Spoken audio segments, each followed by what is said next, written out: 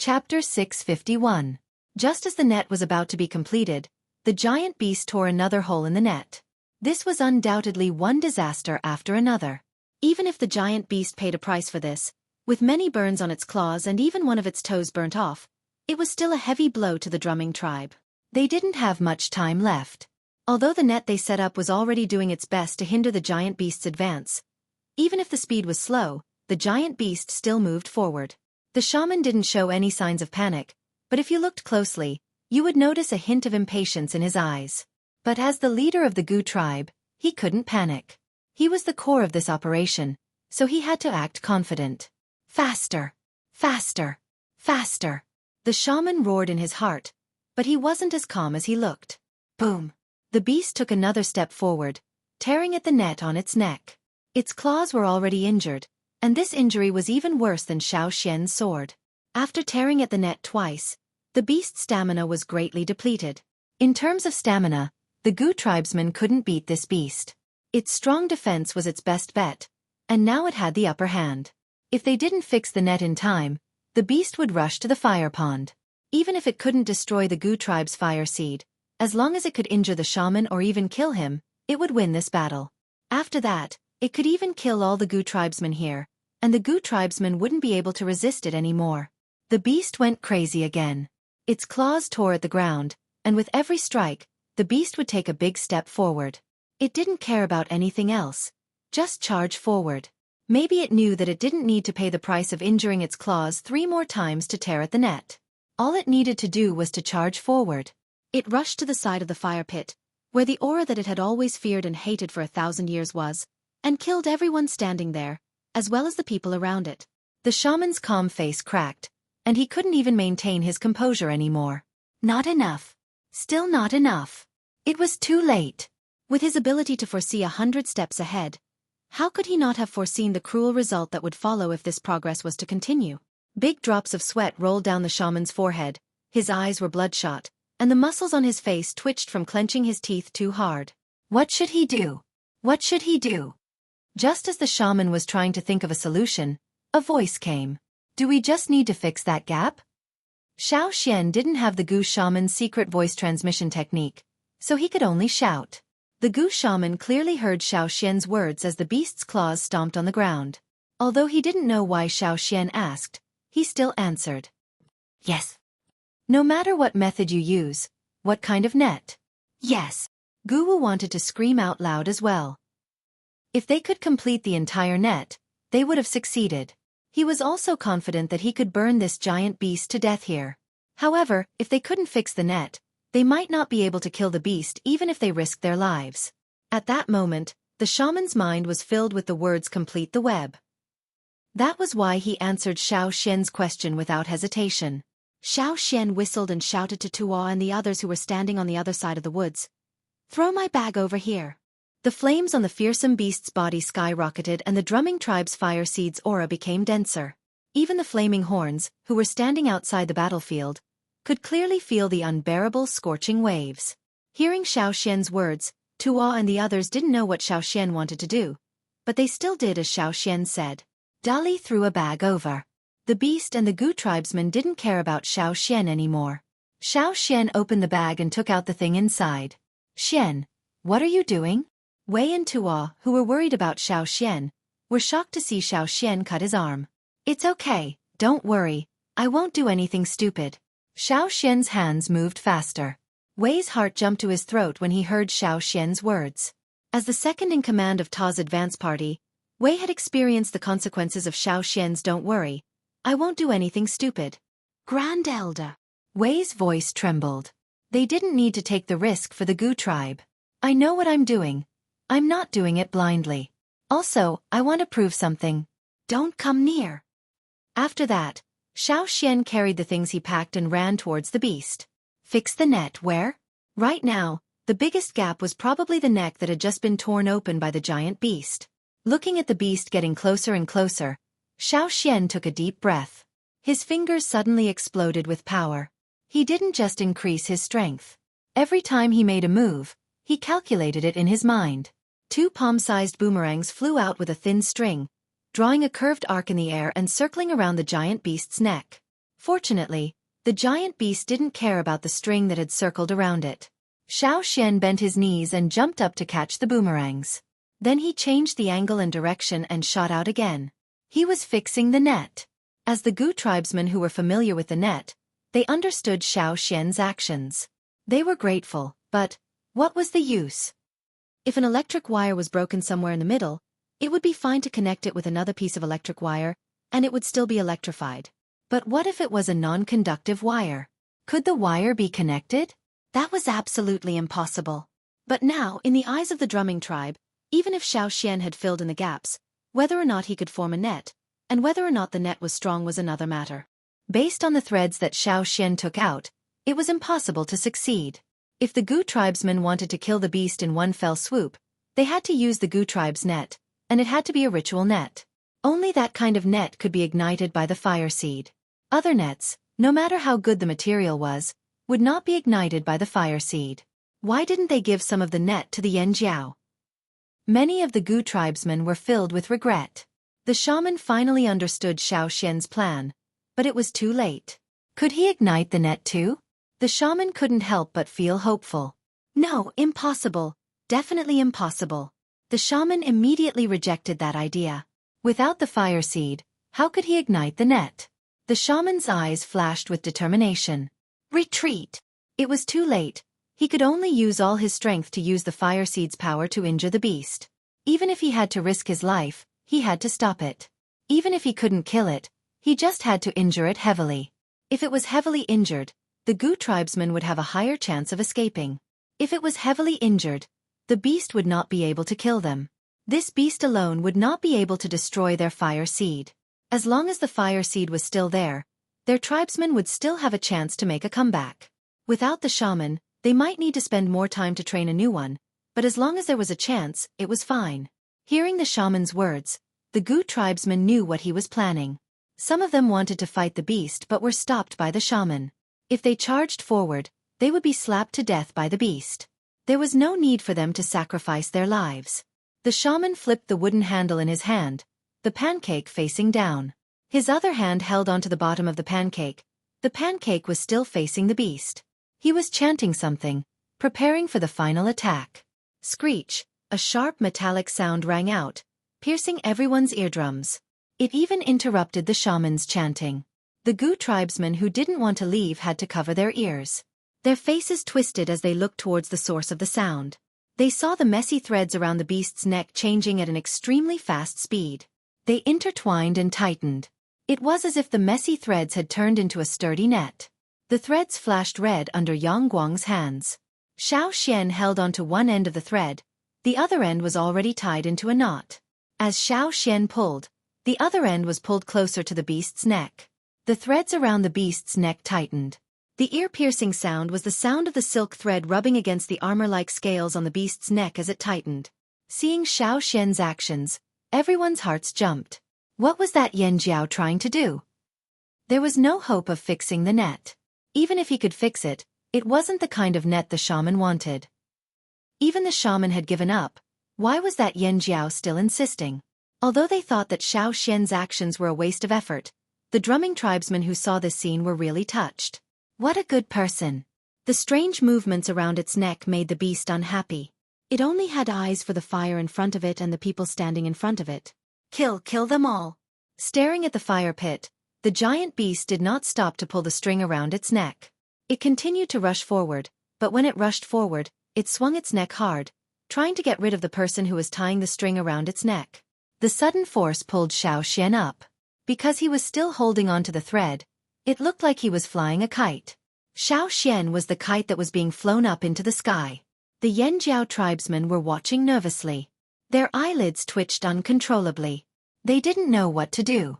Xiao Xian, who was being carried up into the sky, was calmer than they thought. There seemed to be a voice in his head telling him, "Yes, this will work." The totemic flames in his mind burned brightly. The fire seed's power in his blood flowed rapidly through his body. His blood was about to ignite. Whoosh!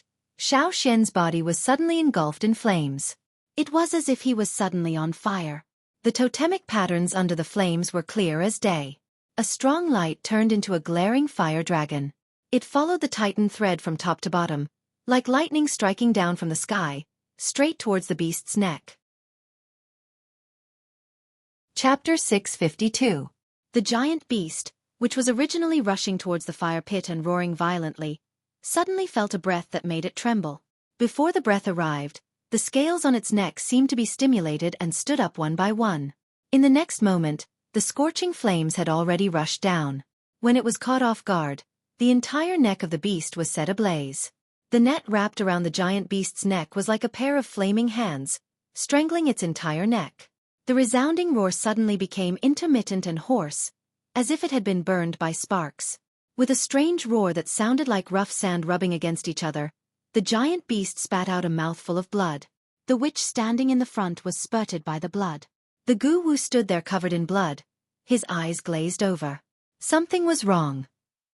In his own tribe, in his own territory, an outsider used an outsider's fire seed to burn their target. How was this possible? However, the scene in front of him completely overturned his knowledge. At this moment, the body below the giant beast's neck was wrapped in the yellowish flames of the Gu tribe, while the body above the neck was wrapped in the reddish flames. Two different colored flames had actually appeared on the same target. Although the two flames were clearly separated, they did not restrict each other because of the repulsion between the flames. Instead, they each had their own purpose, burning at their own target. This. How was this possible? As the net wrapped around the giant beast's neck started to burn, the rope net that was wrapped around the giant beast's body suddenly changed. The net was still the same, but with the biggest gap at the neck being filled up, it felt more complete. A complete net gave off a completely different aura. The various parts of the net seemed to have merged into one, forming a huge prison net, trapping the target. The giant beast's body stiffened, and even the simple act of lifting its claws became extremely difficult. In Xiao Xian's special vision, there were many invisible blue lines of fire all over the Gu tribe. That was the power of the Gu-Wu, similar to the power of inheritance. Xiao Xian noticed this when he grabbed the rope that fell off. With a different vision he could see it clearly. The reason why the people of the drumming tribe could cooperate so well was because of the guidance of the invisible blue lines of fire. It was like a giant net that covered the entire area, trapping everything under it. And in the center of this net was the fire pit of the Gu tribe, where the blue lines of fire came from. One of the key factors that caused the rope to burn was the invisible blue lines of fire. Xiao Xian's body also had many invisible lines of fire. However, these lines of fire were not the red of totemic power, nor the blue of inheritance power, but white. These white lines of fire ignited the power of the fire seed in the blood that was smeared on the rope, producing flames similar to the primitive fire seed. Xiao Xian could feel the thread in his hand and the web around the beast's neck. Every part of the flame was like an extension of his meridians. Even the slightest flicker of the flame resonated with his pulse. Crack, crack, crack. With every movement of the giant beast, the sound of something hard cracking could be heard. The sound came from the giant beast's body. Under the tough scales, the wounds on the beast's body were expanding. Every time the beast breathed, it let out a deep roar, like a heavy hammer pounding on its chest, giving off an inexplicable pressure. Not enough. The beast was trying to break free. Xiao Xian's eyes shone brightly as he increased the output of his power. The invisible white lines of fire around his body expanded again, and at the same time, the net around the beast's neck expanded again. Don't just stand there. Xiao Xian shouted. Put in more power. The Gu shaman standing in front of the fire pit recovered from his shock. Looking at the flaming beast, he focused his mind and activated the power of the fire seed. He wanted to use the power of the fire seed to give the final blow, but with Xiao Xian's help, he didn't need to risk his life, but it still took a lot of effort. The flames wrapped around the giant beast's body became fiercer and fiercer. The giant beast struggled and let out a painful howl. It wanted to tear off the ropes that trapped its body, but the movement of the beast's claws was like a rusty machine that was hindered more and more. The beast moved its two front claws to its neck, trying to tear the net off like before. But this time, it was more difficult than before. Not only was its movement hindered, even when it touched the rope, it couldn't pull it off. After failing to pull, the giant beast suddenly looked up to the sky and let out an earth-shattering roar. Following this roar, the giant beast's two beastly paws suddenly smashed downwards. Even the front half of its body that was standing upright was forcefully thrown downwards. With this move, the giant beast began its final struggle. The moment the beast's paw smashed down, the entire ground began to shake. It was as if there were giant earth dragons moving underground. Under the cracks in the ground, chunks of earth flew up. The momentum was great, and the earth and mountains shook. In such a large area, stones, wooden stakes dug deep into the ground to build houses, and trees rooted to the ground were all detached from the ground. No one could have imagined that under such circumstances, the giant beast that was trapped by the huge net and burned by the fire seed was still able to unleash such an aura. A strong wind rose from the center of the battlefield, blowing all the onlookers into the sky. Not only was the ground shaking violently, but their minds were also shaken. The moment the airwave hit, those who were slightly closer were momentarily dazed. Due to the beast's movements, Xueqi, who had been pulled down by the rope, was lifted up again before he hit the ground. The beast's body was expanding, and a thunderous sound came from its body. Hot air spurted out from under its scales, creating a sharp whistling sound, pulling out the bones to support the tendons. It wanted to break the net, charging for the final counterattack, stubbornly holding on. Xueqi could hear the sound of blood flowing in his body. His blood flowed very fast, especially when the flames increased. The blood in his body was like a vast river, gushing non-stop. On the arm that was holding the thread, bulging green veins were pulsating like dragons. His bones emitted crackling sounds, as if they were about to explode in the next moment. At this time, it was a competition of who could last the longest. Finally, after a howl, the beast's head, which had just lifted, was smashed down again unwillingly. Its swollen body seemed to deflate, quickly shrinking and collapsing inwards. The beast's claws gradually slowed down. After an unknown period of time, all of the beast's movements stopped. Even its snorting nostrils disappeared. Chapter 653. The shockwave from the collision weakened. Xueqi, who had been thrown into the air, finally landed on the beast's back. To prevent the beast from biting him, Xueqi ran away as soon as he landed on the beast's back. Xueqi didn't dare to let go of the string in his hand. The flames were still burning. The beast's body was burnt black and the original markings were gone. Some of the scales stuck to the surface of the beast's body were exposed. Steam came out from under the scales and there was also the smell of meat. This should be enough, right? The Gu shaman was the first to stop. He had used up too much energy since the start of the mission. Even if he didn't lose his life, half of it was gone. He looked much older now and his black and white hair was all white. After the shaman stopped, Xueqi also stopped. The string around the beast's neck continued to burn even after Xueqi let go of it. When Xueqi retracted his power, the flames on the beast's neck were all extinguished. "Shaman, how are you?" The Gu tribesmen who could still move rushed over and surrounded the shaman. Those who were too injured to move also looked over worriedly. The Yanjiao tribesmen also rushed over to Xueqi. "Grand Elder, are you all right?" "I'm all right." Xueqi sat on the ground and panted. He pointed at the beast not far away. "Go take a look. If it's still breathing, give it a shot." Ah Guang pulled back the bough that was almost as tall as her, and shot at a part of the beast's scales that was sticking out of its body. With a whoosh, the green arrowhead pierced through the giant beast's skin and flesh. The entire arrow sank into the giant beast's body. The beast didn't move. Wei threw the stone rope in his hand towards the beast's head. The rope wrapped around the spear and with a strong pull, the spear was pulled out of the beast's head. Actually, when the beast was trying its best to expand, the spears had already loosened. One spear had even fallen off, leaving only one spear on the beast's face. It was the spear that Xueqi threw at the beginning. Wei pulled the spear back and stabbed it again. When he pulled it out, there were shreds of flesh and blood on the spearhead. "It's not cooked yet," Duoli said reflexively. The surface of the giant beast's body was indeed scorched, especially the parts close to its scales. Some of them were even burnt like charcoal. A single spear strike could bring up a lot of black residue. But the parts closer to the core were still raw. The blood hadn't dried yet. "Let it bleed," Tua said. No one objected. Many ferocious beasts had the phenomenon of feigning death. They had once seen a ferocious beast that was being pecked by carnivorous birds in the forest suddenly turn over. Those fearsome beasts only gave up a part of their body. After they escaped death, they would come out of the dead. The rotting parts of their bodies slowly peeled off and regenerated. This beast didn't look like one that could come back from the dead, but it was always better to be careful. Letting out blood was one of the ways to make a beast truly dead. They had used it before when they were hunting. However, this beast wasn't really the Yanjiao's prey. Generally speaking, this was the result of cooperation between the two parties. If they wanted to kill this beast, they had to ask for the other party's opinion. Hearing the Yanjiao's question, the Ji tribesmen agreed in a daze. They didn't have any experience with this. Do we need help? Bogu, who was carried over, asked. He couldn't move, but the other Ji tribesman could.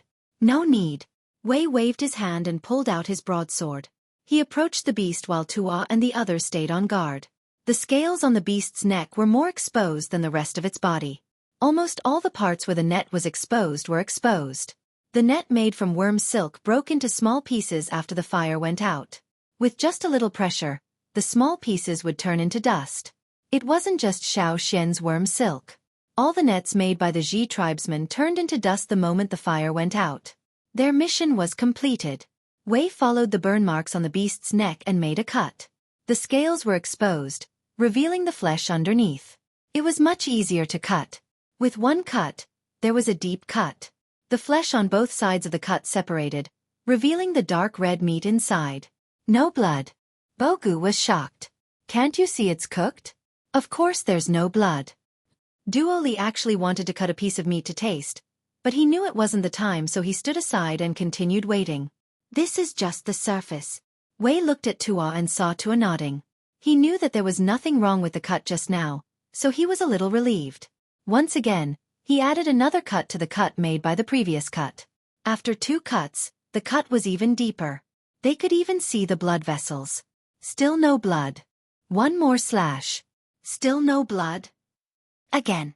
Bogu and the rest were observing the actions of the Yanjiao people. These people were indeed more familiar with fearsome beasts. Bogu thought about their attitude when the Yanjiao people came over and felt awkward. He wanted to apologize, but he didn't know how to. He wanted to thank them, but these Yanjiao people were more interested in the beast. They didn't have time to look at anything else. It couldn't be helped. As Yanjiao people who hunted for a living, fearsome beasts were more attractive to the Yanjiao people. Especially when they met a strong and unfamiliar fearsome beast, they paid more attention. Now that the beast was dead, they didn't have time to look at anything else. Wei was sweating profusely. He cut the beast's neck in half, but when he touched the vertebrae, there was still no blood. Because the beast's entire neck was cooked. When the beast's entire neck was cooked, it would be strange if it was still breathing. It was almost the same as chopping off its head. Bogu was dumbfounded. The Flaming Horn tribesmen were responsible for the area around the giant beast's neck. They thought the net they set up was a useless one, but who would have thought that the net would be so deadly? It was even more terrifying than the net they set up. After all, the rest of the beast's body was only cooked on the surface. The insides were still the same. Only the beast's neck was completely cooked. Although the neck was thinner, it was only compared to the rest of the beast's body. In terms of depth of burn, the beast's neck was the most serious. He couldn't understand. He still couldn't understand. How was this possible? The shaman who was supported by the others also looked at the beast's neck in shock. The moment the giant beast fell, he had the urge to kneel down and shout in excitement. However, this kind of excitement was stuck when he saw the beast's neck. After staring for a while, the shaman said in disbelief, "It's really cooked." Such a beast, the beast that the Gu tribe's ancestors couldn't even kill when they passed away, the beast that almost destroyed their tribe, was cooked just like that? Until now, his heart still hadn't calmed down. The tension from before was still there. But looking at the beast's corpse, the shaman's heart was filled with complicated emotions. If it wasn't for the Yanjiao people's help, would they have failed this time? I still don't have enough experience. If I had more preparation during the trap and more technique during the capture, the net would have been complete when the burn happened. The shaman thought to himself. If he could have done that, even if the Yanjiao people didn't help, they would have been able to stop the beast. But there was no ifs, there was no going back. A mistake was a mistake, and a failure was a failure. Compared to the ancestors, 1,000 years of experience was fatal. Supported by others, the Gu shaman walked to Xiao Xian and bowed respectfully. "Thank you." The distance from before was gone, replaced by solemnity and seriousness. No matter why the Yanjiao people helped them, they would remember this favor. The Gu tribesmen with lighter injuries were treating the injured. After resting for a while, the shaman was also busy with the rescue. The place was a mess. There were holes and broken rocks everywhere. A little further away, there were all kinds of rocks and broken pieces of wood. The Yanjiao people helped them clear a space for the injured and the dead. Looking at the Flaming Horn tribesmen throwing rocks that were almost as tall as them and using a thick tree as a broom to clean up the gravel, the drumming tribesmen's faces twitched.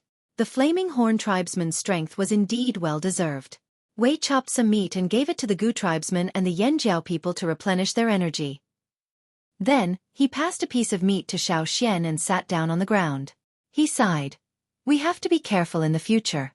As Xiao Xian ate the meat, the feeling of exhaustion eased a little. He asked, be careful of what? Be careful of the beast's revenge.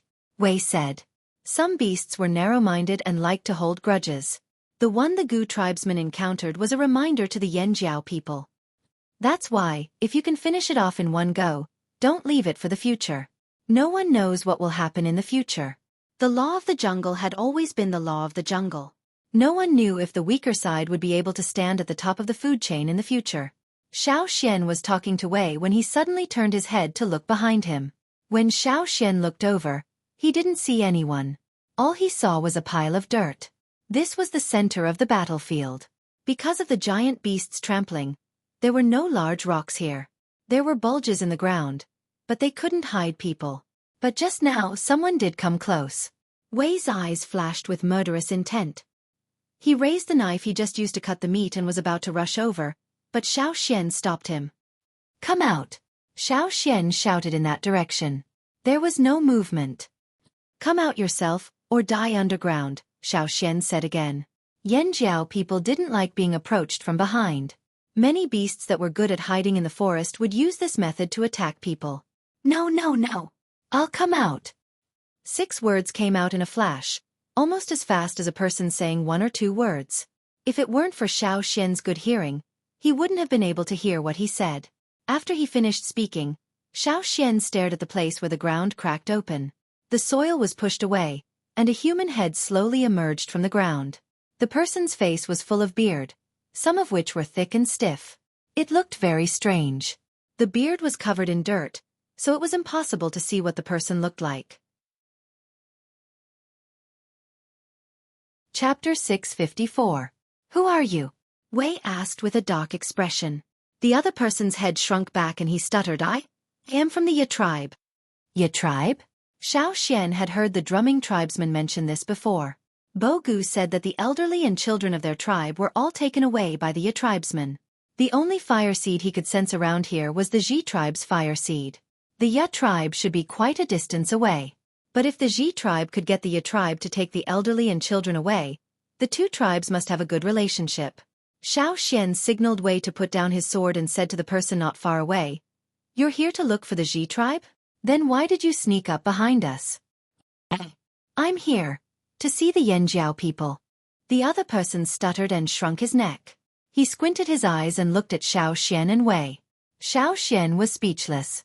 It sounded like he was looking at a chimpanzee in the zoo. At this moment, Bo Gu was carried over. Waji, why are you here? Bo Gu's wounds were already treated, but he didn't rest in the cleared area like the others. Instead, he asked someone to carry him here. He wanted to ask the Yanjiao people about hunting fearsome beasts, but he didn't expect to meet the Ya tribe's Waji. How are they? Bo Gu thought something happened to the people he brought out, so his tone was urgent. They're fine, they're fine. With Bo Gu's arrival, Waji's nervousness lessened. Although he still spoke quickly, at least he didn't stutter. I heard that there was no movement here, so I came over to take a look.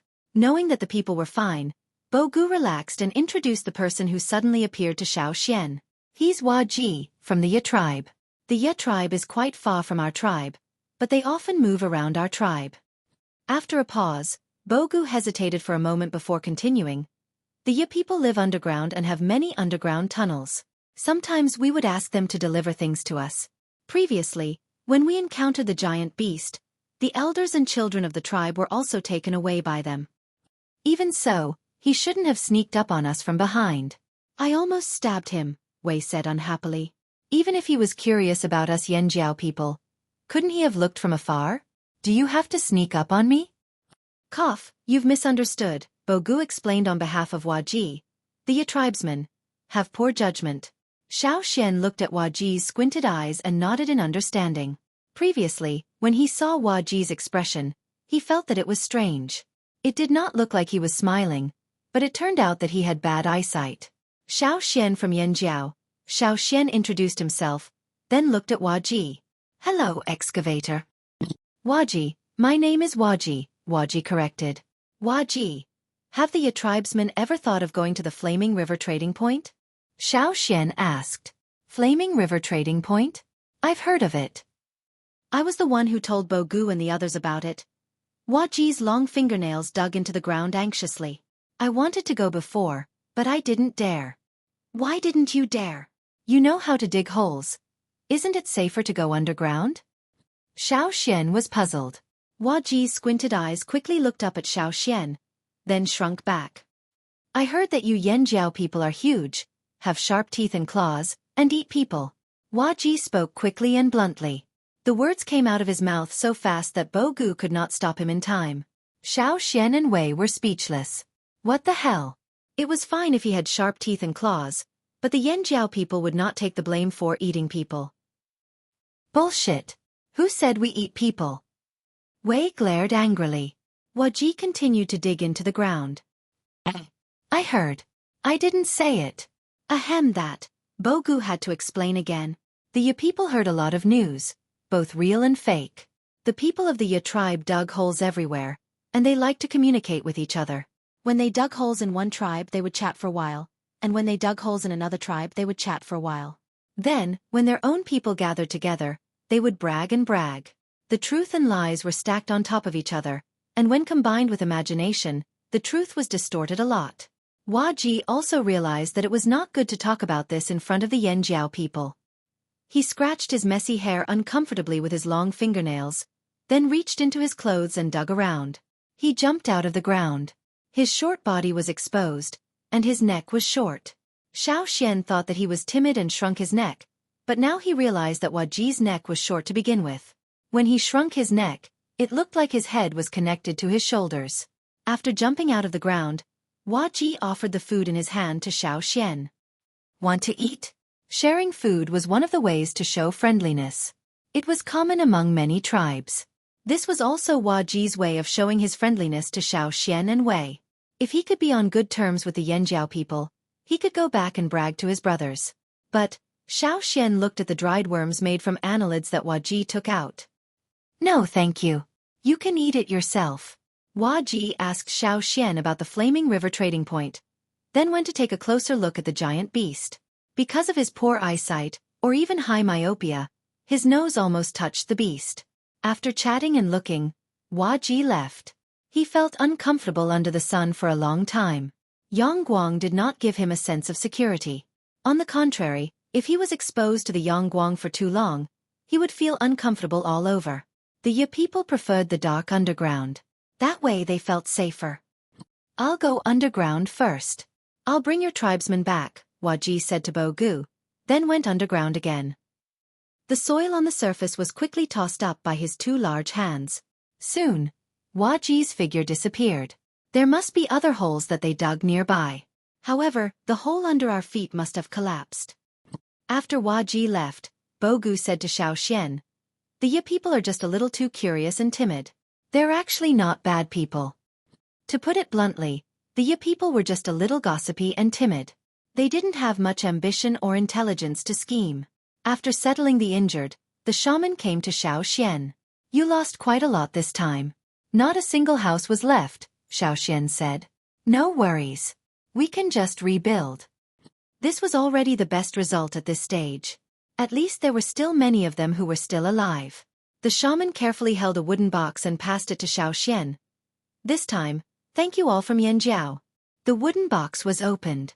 It was filled with crystal balls of all sizes. These were the ones the shaman showed Xiao Xian and the others when they first arrived. They looked like cat's eye stones. But compared to the one the shaman showed them, these were much brighter. On the crystal balls, the eye lines were narrower and clearer. When they turned, they looked like eyes opening and closing. However, these weren't the ones the shaman cared about the most. The shaman removed the top layer of the wooden box, revealing the contents of the bottom layer. The bottom layer of the wooden box was cushioned with soft fur. There were even wooden compartments. Every compartment contained a quail egg-sized bead. There were a total of 9 compartments, 9 beads. At first glance, these 9 beads looked similar to the ones on the top layer. They were just brighter. But when you looked at them again, you realized that wasn't the case. "Look again," the shaman said. Xueqi stared at the beads. His eyes widened in shock. "This is..." On the 9 pearls, a clear-eyed line appeared. However, unlike the bright light on the pearls on the upper layer, on the 9 pearls on the lower layer, a thin line with a darker color first appeared. Then, the thin line opened up, and a slightly lighter filament-like line stretched outwards along the thin line. And as these filament-like lines stretched outwards, the originally dark thin line was like the pupil of a beast, narrowing and widening from its narrowness.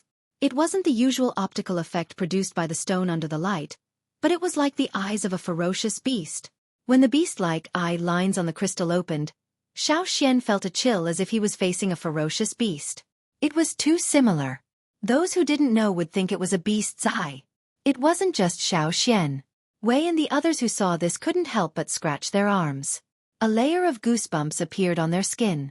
Luckily, many of them had eaten a beast's eye before.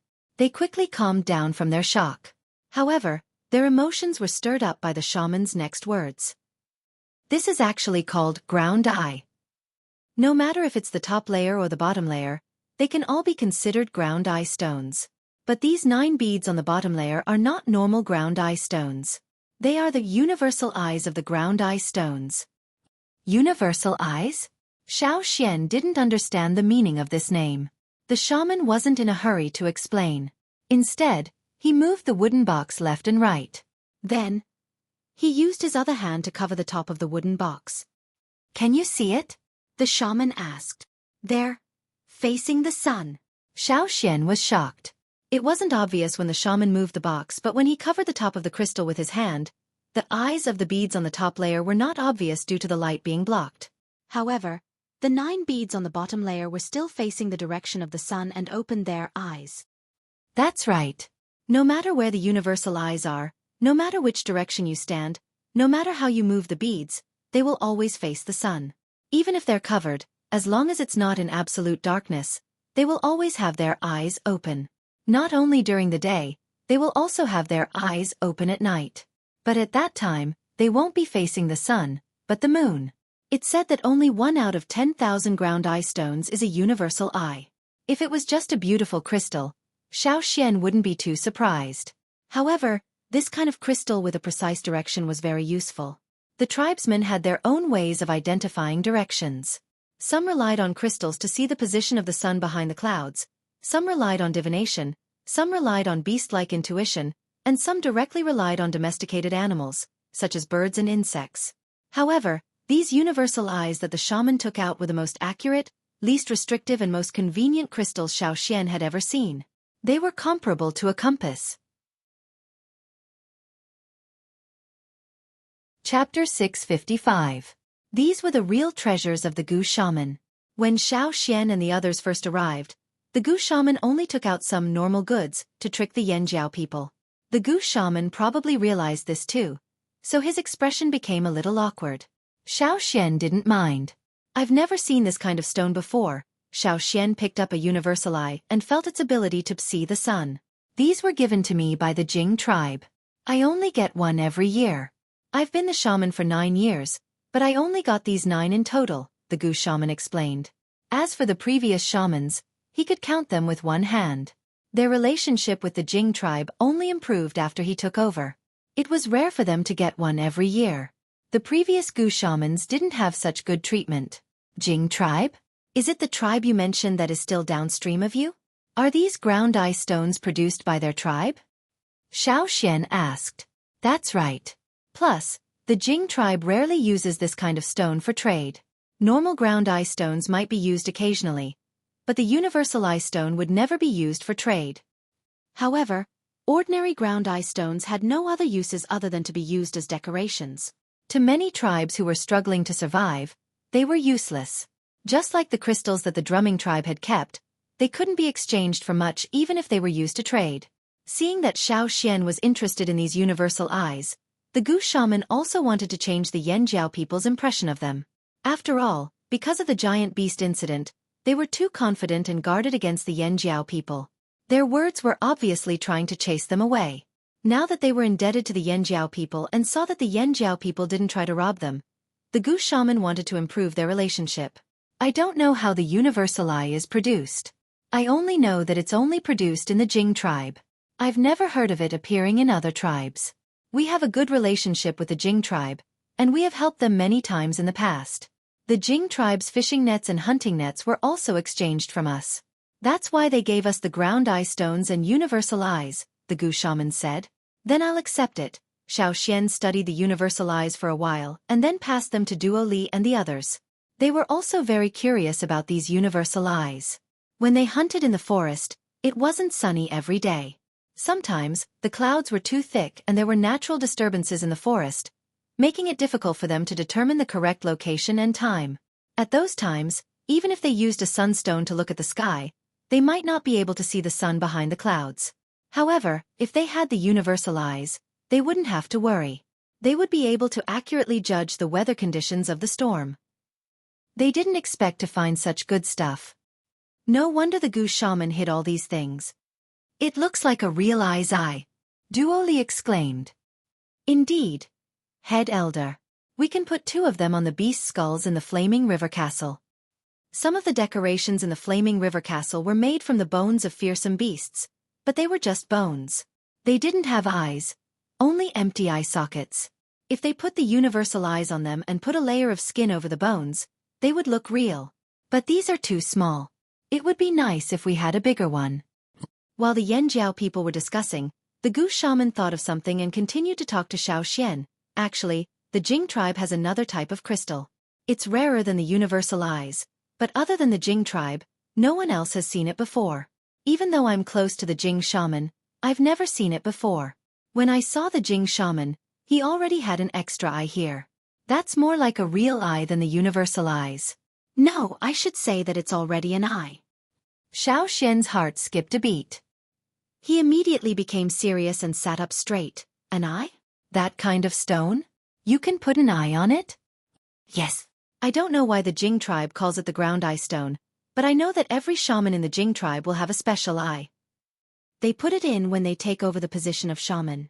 The Gu shaman pointed between his eyebrows. That's why the Jing shaman has an extra eye compared to other people. It's said that because of that eye, the Jing shaman can see things that normal people can't. Seeing that Xueqi was very interested in the eye, the Gu shaman told him what he knew. Of course, he wasn't an old acquaintance of the Jing tribe. He just felt that the Yanjiao people wouldn't rob them. Plus, the Yanjiao people were rich. They had a lot of food and sturdy tools. If they could be on good terms with the Yanjiao people, the Jing tribe would benefit too. They might even be able to exchange these ground eye stones with the Yanjiao people for food and tools. The Jing people aren't that different from normal people. Only their shaman is different. Of course, before the Jing shaman took over the position of shaman, he only had 2 eyes. To take over the position of the Jing shaman, he must successfully fuse with 1 eye. Only a successful person can take over the position. That's why every generation of shaman has 3 eyes. If no one in that generation can successfully fuse with an eye, they would rather leave the position of shaman empty. They would never allow a 2-eyed shaman to appear. All in all, in the Jing tribe, normal people couldn't become shamans. Only those with 3 eyes could. What are the conditions for fusing with the eye you mentioned? Can non-Jing people use it? Other than humans, can it be used on fearsome beasts? Xueqi asked a few questions in a row. I'm not sure. The Gu shaman said honestly, although I have a good relationship with the Jing shaman, we rarely talk about his 3rd eye. That's a secret of the Jing tribe. Oh right. The Gu shaman remembered what was written in his ancestor's notes. According to my ancestor, non-Jing people can't use that eye. People from different tribes had different bloodlines and beliefs, so the totem power in their bodies was different in nature. Not to mention the fire seed. The fire seeds of different tribes rejected each other and could not coexist, so it must be the same for people from different tribes. I see. Xueqi was a little disappointed. There were also people in the tribe who lost their eyes in hunting or war. If they could have a chance to see again, even if they only had one eye, it would be a new life for them. Why don't we want to? The goose shaman sighed. In his ancestors' notes, it said that in the early years, there were people who wanted to find eyes for their family members or close friends who lost their eyes. But they were all rejected by the Jing tribe. The reason they gave was that non-Jing people couldn't use those eyes. Xiao Xian thought for a while and asked, if people can't use it, what about fearsome beasts? Fearsome beasts? The goose shaman didn't expect Xiao Xian to continue asking. He knew a little about humans, but as for fearsome beasts, in the past 1,000 years, the people of the Gu tribe had very limited contact with fearsome beasts, not to mention the Jing tribe's eyes. This, I really don't know. The ancestors' notes didn't mention it. The goose shaman shook his head.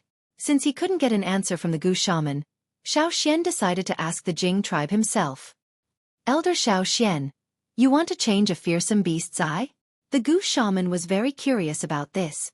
Yes, I have a fearsome beast. It's a wolf. It lost an eye during a war with another tribe. Since people can't do it, I want to know if fearsome beasts can use it.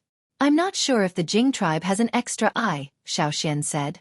He had heard that Yan Jiao had tamed fearsome beasts, but now that he heard it from Xiao Xian himself, the goose shaman couldn't help but feel envious. However, after this battle, the people of the drumming tribe also gained experience. There were more ferocious beasts on the other side of the river. They would try to hunt or tame them step by step. They would get back the experience they had lost 1,000 years ago, and experience the life their ancestors lived 1,000 years ago. The goose shaman thought about the Yanjiao people's strong physiques. Maybe the Yanjiao people were so strong because they ate fearsome beasts? Alright, I have a question for Elder Xiao Xian. The goose shaman hesitated for a while before asking. Go ahead. Why were you able to ignite the rope net back then? If it was that easy to ignite the rope net, many people would have done it a long time ago. It was because it was difficult and there were too many restrictions that made the Gu tribe even more special. Plus, even if he knew how to ignite it, he was in the Gu tribe's territory. He was very close to the Gu tribe's fire pond, but there was no sign of the flames suppressing each other. The Gu shaman still couldn't understand. Even if Xiao Xian was an elder of the Yanjiao tribe, he wasn't a shaman. How could he do this? Actually, I don't know the answer to this question myself. Xiao Xian thought back to the situation back then. It was very mysterious. It was as if there was a voice telling him that he would succeed if he did it. Now that he thought about it, he was too impulsive back then.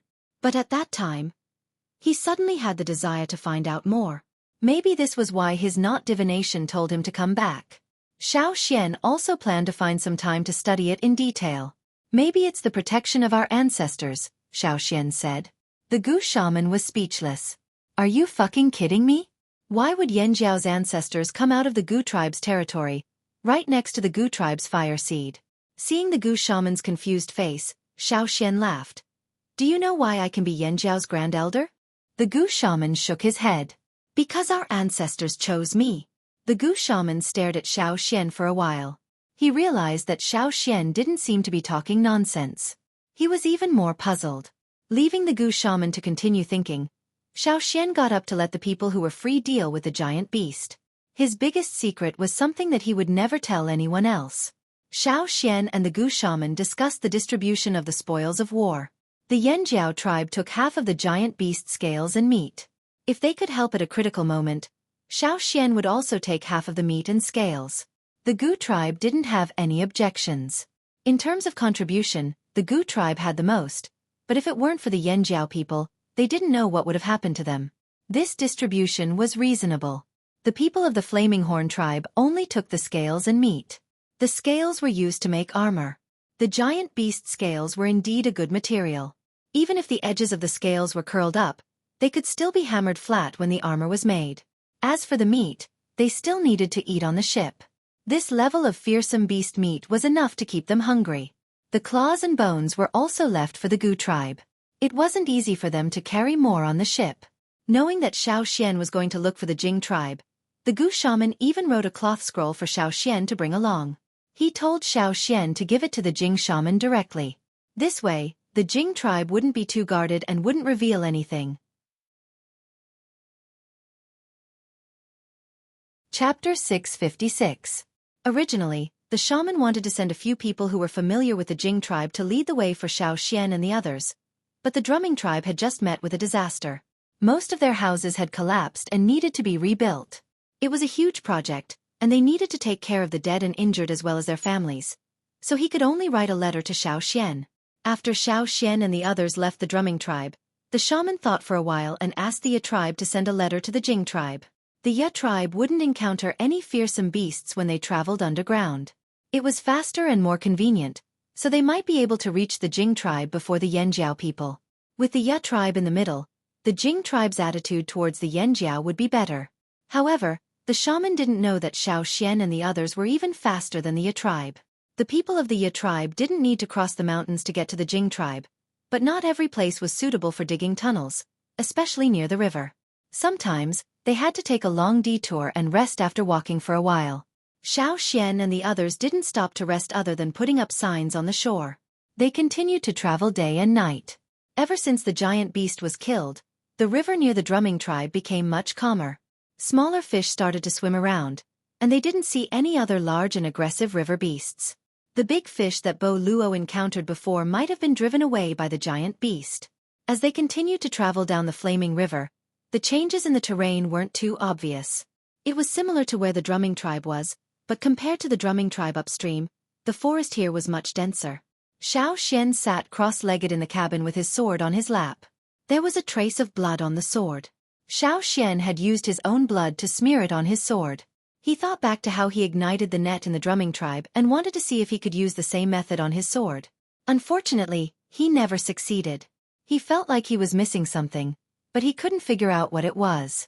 "There's someone!" Someone shouted outside. Xueqi also noticed the Jing tribe's fire seed, so he put down his sword and walked out of the cabin. "We're here." The Jing tribe also lived by the flaming river. They weren't too close to the riverbank, but they weren't too far away either. They were even closer to the riverbank than the drumming tribe. The Gu shaman once told Xueqi that the Jing people migrated here later on. No one knew where they were before, but after the disaster 1,000 years ago, the Jing tribe moved here. There were people in the forest looking at them. There were also some sharp bird cries. Xueqi and the others knew that those weren't bird cries, but signals from people hiding in the forest. As the two ships slowly approached the shore, the people in the forest retreated away from the riverbank, but they still hid in the forest and stared vigilantly at the two ships approaching the shore. They had never seen a boat before, so they were more wary of foreign tribesmen. When the ships approached the shore, they could clearly see a man-made piece of land. There weren't any tall trees there. Other than some short wooden stakes, there was only grass. Even the weeds weren't as tall as the ones in the forest. Those short wooden stakes were probably used to tie down wooden rafts. There were signs of ropes being tied around them. The dents in the grass were obviously stepped on by people. That was why the grass was crooked from standing upright. If people stepped on them often, the grass wouldn't be tall. When they reached the shore, Xueqi looked up at the forest in front of him. From the riverbank to the forest, there was a small path. It was only 2 to 3 meters wide, but in the dense forest, this small path was very obvious. The Gu shaman once said that the Jing people would use the drumming tribe's nets to catch fish in the river. They probably used this path to travel between the tribe and the river. Xueqi brought his people forward. They didn't go deep into the forest, so they stood still. "Are you from the Jing tribe?" "We're from the Yanjiao tribe. We have something to discuss with you. Please tell the Jing shaman." There were definitely other traps in the forest. Although Xueqi wasn't afraid of them, it was better to avoid unnecessary trouble. Plus, he still needed to find eyes from the Jing tribe, so he had to leave a good first impression. After Xueqi shouted, the forest was quiet for a while. Then, there were a few bird calls and some rustling sounds not far away. Someone must have left to report. Xueqi wasn't in a hurry. He found a rock in the forest and sat down to wait. The others looked around to see if there were any differences between the plants here and upstream of the flaming river. After about 20 minutes, footsteps could be heard from afar. There were also people talking in low voices. There were quite a few people here, no less than 200. It was about the same number of people as Xueqi's ship. The crowd got closer and closer. The path was too narrow, so some people walked directly into the forest. The cracking sounds of branches being stepped on became clearer and clearer. Soon, some figures appeared in the forest. Yangguang's light shone on the forest. Because of the tree branches above, only a part of the light shone on the path. There were even fewer Yangguang's light in the forest on both sides of the path, so at a glance, the people who could see most clearly were the people walking on the path. There were 3 strong warriors in front.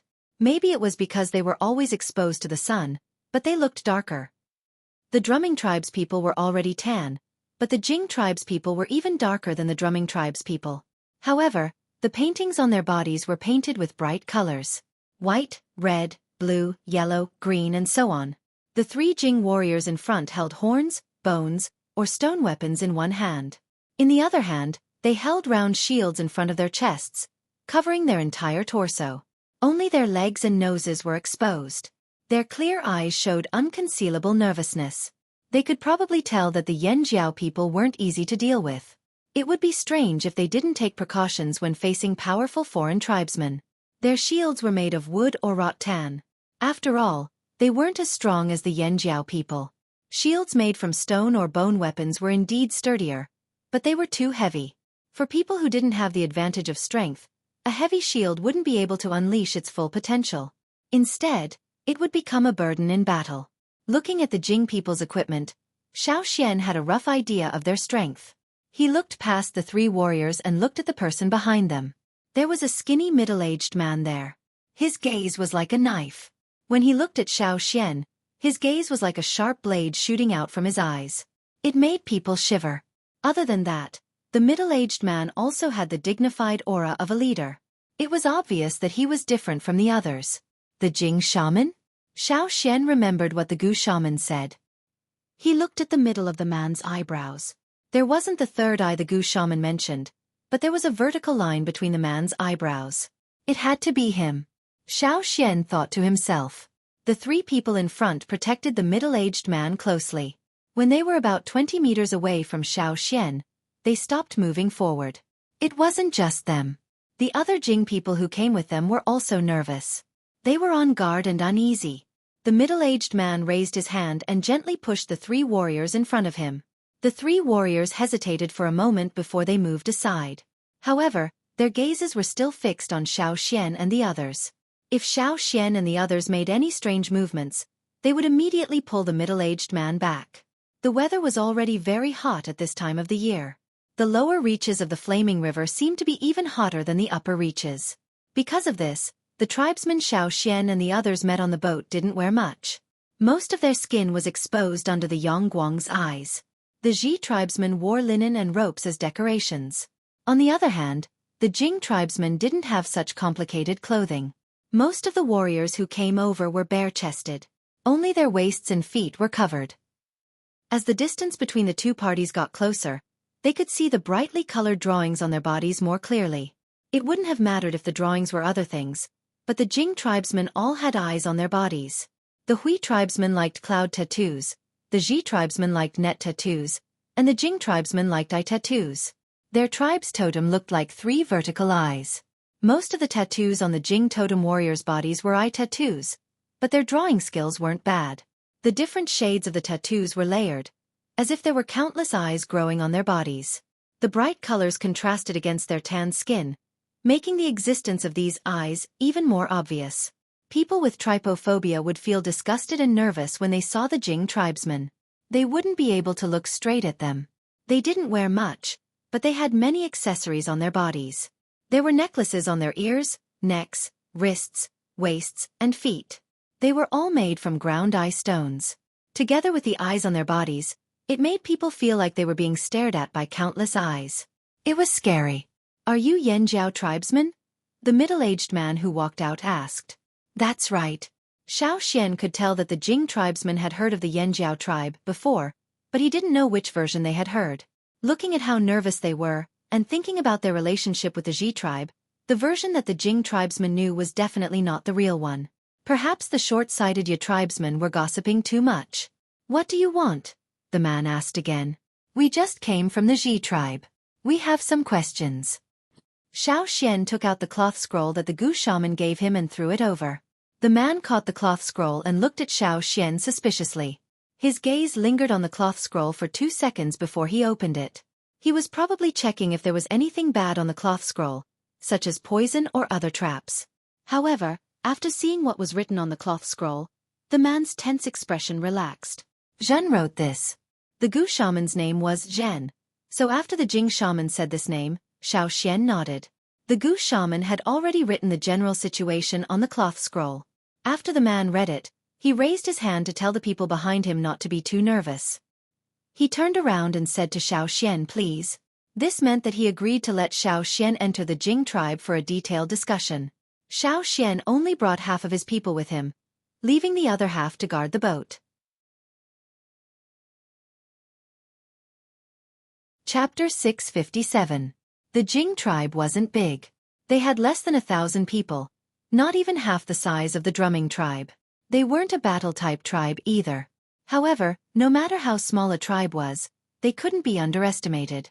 After Xiao entered the Jing tribe, he only saw wild fruits and vegetables, fish, and some small animals. A non-battle-type tribe had limited attack power, so the prey they could hunt was also limited. The prey in the back should have been caught with the drumming tribe's nets. However, this tribe with less than 1,000 people had a bigger territory than the drumming tribe. Of course, in this remote place where there were few people and no one owned the land, the boundaries were all drawn by themselves. In theory, they could claim as much land as they wanted. However, there were many factors involved. If the territory was too big, the guards wouldn't be able to keep up, and there would be too many gaps. If they overestimated themselves and claimed the territory, they would be digging their own grave. Therefore, the territory of each tribe was determined according to their own tribe's ability. The Jing tribe obviously wasn't stupid. How could a tribe that could survive until now be stupid? How could they not understand this? But they still claimed such a big territory. After going deeper into the Jing tribe, Xiao found the answer to this question. More than half of the Jing tribe's territory was quagmires. If one looked down from the sky, all the quagmires in the Jing tribe looked like an eye, corresponding to the eye pattern on the Jing tribe's totem. The quagmires formed a barrier that prevented dangerous creatures from approaching the tribe. Within the Jing tribe, there was a large, circular quagmires in the middle of the tribe. The Jing tribe's houses were also built like a fence, but they weren't as tall and complicated as the drumming tribe's houses. Most of the Jing tribe's houses were built on the ground. Only the shaman's house was built above the quagmires in the middle. From the shape of the quagmires, the Jing tribe probably made the quagmires themselves. Otherwise, why would they be in the shape of an eye? The Jing shaman brought them into the tribe. Because there weren't enough houses for all the Yanjiao tribesmen, the Jing shaman welcomed them outside the house. However, the Jing shaman still brought Xiao to the house in the middle of the quagmires to discuss matters. Before this, the Jing shaman asked Xiao if they should discuss in another house or go to the quagmires in the middle of the tribe. Xiao chose the latter. This choice made the Jing people sigh in relief. Although they didn't reject the Yanjiao people as much because of the drumming tribe, they were still on guard against them. The central quagmire was close to the fire pit of the tribe. According to the traditional thinking of the tribesmen, the closer to the fire pit, the safer it would be. Xiao's choice surprised the Jing shaman. However, he was only surprised for a moment and did not ask for the reason. He asked the others to wait outside the quagmire while the Xiao walked along a wooden bridge built over the quagmire. He followed the shaman to the Jing tribe's largest and most special house built over the quagmire. The Jing tribe was the same as the drumming tribe. Shamans had a high status in the tribe. In the Jing tribe, the position of chief was dispensable. In the history of the Jing tribe, there were many times when there was no chief. The shaman held many positions and had absolute power. Basically, no one in the tribe dared to refute his words. The shaman was the only one who had the final say. The Jing shaman opened the door to the wooden house. When he brought Xiao in, he quickly glanced at Xiao's face. He noticed that Xiao didn't show any expression because he was close to the fire pit. This made the Jing shaman even more surprised. Xiao observed the wooden house built over the quagmire. In the Jing tribe, this was considered a luxurious house. Not only was it big, but it was also built with great care. A lot of thought was put into the materials and design. Although it was mostly made of wood, it looked very sturdy and didn't look shabby. After entering the house, Xiao saw some decorations made of ground eye stones placed in obvious places. One of them was made of high-quality ground eye stones piled up to form a pagoda. At the top, there was a green universal eye. This universal eye was twice as big as the 9 universal eyes the shaman gave Xueqi. The colorless parts were almost transparent, and the green parts were crystal clear. It looked like a real beast's eye, but it didn't make people feel cold. Instead, they had the desire to keep staring at it. No wonder this was where the shaman lived. Even the stones were bigger and better looking than other people's. Seeing that Xueqi stared at the universal eye with only surprise and curiosity, there was no greed in his eyes. The Jing shaman's expression softened, and he revealed a rare friendly smile. He didn't even realize that he was showing off. He explained to Xueqi, "That was passed down by my ancestors. It's more than 800 years old now. It's old." Old. Xueqi didn't understand why the shaman would use this word. Wasn't this just a stone? Understanding what Xueqi was thinking, the Jing shaman continued, "Of course it will grow old and die. Ground eye stones have a lifespan. The universal eye can live for hundreds or even thousands of years, but normal ground eye stones can't. They can only live for about 100 years, and many will close their eyes forever after a few decades." This statement made people's hair stand on end, but Xueqi understood what it meant. "Where do they come from?" Xueqi asked again. Ground eye stones were naturally formed and not man-made. "Where did they come from? Where do they come from?" The Jing shaman slowly stroked his beard. "They come from the ground eyes. They are taken out from the bodies of ground eyes." What are ground eyes? They are a type of beast that lives underground. This kind of stone was taken out from the bodies of animals.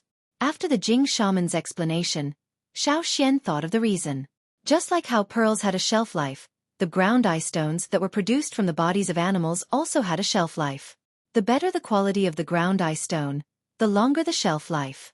In other words, these ground eye stones would die after their shelf life, and would never open their eyes again. After explaining the origin of the ground eye stones, the Jing shaman kept his mouth shut about the universal eye and the eye, unwilling to talk more about it. "You said you have something to discuss. What is it?" the Jing shaman asked.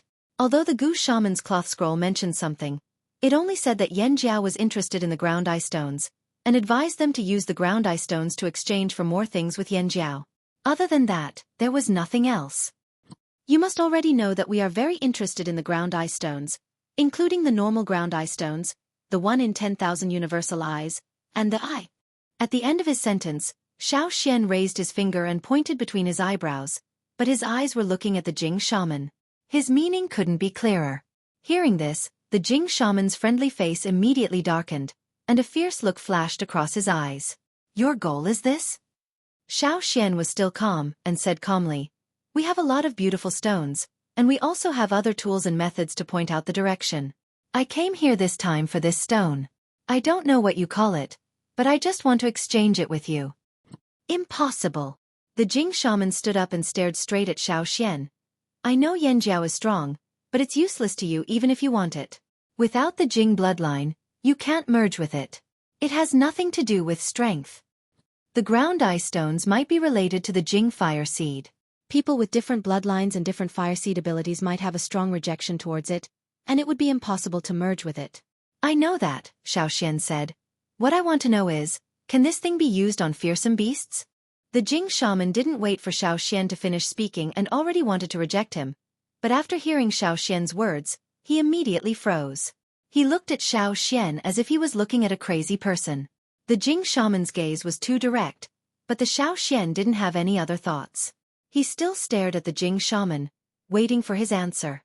"You want to use it on fearsome beasts?" "Yes." "A fearsome beast that lost an eye." The Jing shaman took a deep breath and exhaled heavily. His eyebrows were squeezed together, and there were many wrinkles on both sides of the line between his eyebrows. After a while, the Jing shaman finally spoke. "I've never tried it before."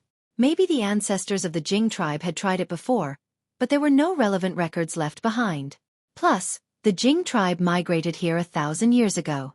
Their tribe moved along with the river, so they had to choose a place near the river that wouldn't dry up during the dry season. 1,000 years ago, the ancestors of the Jing tribe chose this river that formed after the disaster. This river became the Flaming River after the second disaster. Compared to other tribes, the Jing tribe's migration frequency was relatively high. Because of this, many ancient records were lost during the migration. Most of the records that the Jing tribe had were left behind after they migrated here. But after they came here, other than the fearsome beasts that lived at the edge of the forest for the first 2 years, the Jing people had never come into contact with fearsome beasts until now. That was why the Jing shaman couldn't answer Xiao Xian's question. Then do you have any extra eyes? Xiao Xian asked. The Jing shaman was just about to reject him, but he suddenly thought of something and stopped himself. He fell silent. Xiao Xian raised his eyebrows when he saw the shaman's reaction. Xiao Xian originally thought that the shaman would strongly reject him, so he prepared a countermeasure.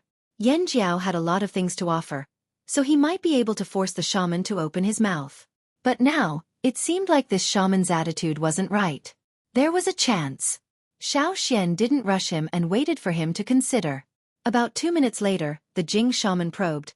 I heard that the Yanjiao tribe is very powerful and has many things that others don't have. Is that true? What do you mean? Xiao Xian asked. Weapons? Food? Or something else? Can the Yanjiao tribe heal injuries? The Jing shaman looked at Xiao Xian with a gaze that wasn't harsh. Instead, it was filled with anticipation. Xiao Xian's heart skipped a beat, but he didn't show it on his face. He continued to ask, that depends on what kind of injury it is. It's a serious injury. He can't walk. The Jing shaman's face was dark, as if he thought of something bad. You need to see him to know. Without seeing his condition, I can't give you an answer, Xiao Xian said. Sure. If you can heal him, I'll give you an eye.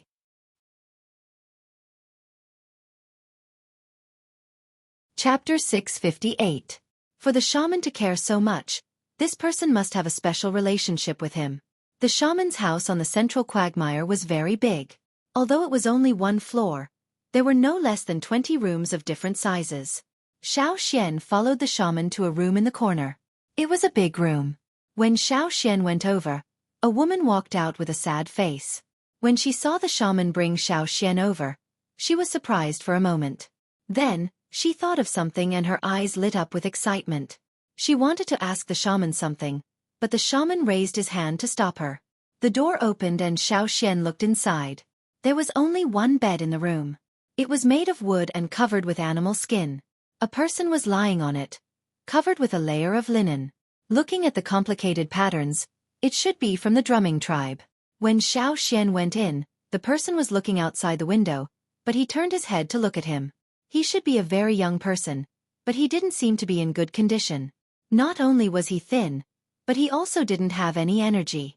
It was just a small movement of turning his head, but it was very difficult for him to do it. It was like a rusty machine that was stuck. Every movement was like he was struggling to break free from something. Xiao Xian also noticed that when the person turned his head, the veins on his face, neck, and exposed arms suddenly bulged. It looked like there were worms wriggling on them. Not only that, the bulging veins were very dark. This was not normal. The Jing people that Xiao Xian saw on his way here were not like this. When the person looked over, his eyes were not focused, as if he couldn't see anyone. Was this the patient the shaman talked about? Father. The person on the bed called out. His voice was very soft. It looked like he just opened his mouth. If it wasn't for Xiao Xian's good hearing, he probably wouldn't have heard what he just said. So it was the shaman's son. No wonder the shaman was so emotional when he talked about him. It's okay. Father came to see you. Rest well. The Jing shaman walked over and carefully tidied up the messy hair of the person on the bed. Then, he pulled up the linen cloth on the person's body slightly. It's almost night. Be careful of the cold. At this time of the year, even at night, the temperature was relatively high. Many tribesmen slept naked at night, but the one on the bed was not only sleeping on furry animal skin, but also covered with a thin quilt.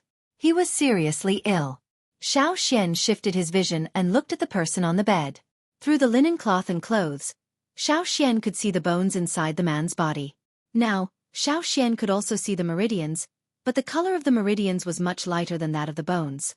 Generally, Xiao Xian mainly looked at the bones. This time, Xiao Xian discovered that this person's bones did not have much of a problem. There were signs of fractures, but they had gone through a recovery period. It was just that they had not fully recovered. Even so, this kind of injury was not enough to put this person in such a situation. The problem was the messy meridians in his body. In the human body, Blood flowed through the meridians, from the internal organs to the surface of the skin. When a totemic warrior used his totemic power, a large part of the totemic power flowed through the meridians and circulated throughout the body. If the meridians were damaged, then they would not be able to use their totemic power normally. Without totemic power, a totemic warrior was no different from an unawakened person. But this person in front of him was not only unable to use his totemic power, he could not even maintain the most basic of daily activities. When the Jing shaman came out of the house, his eyes were still red. He would only show this kind of emotion in front of his son.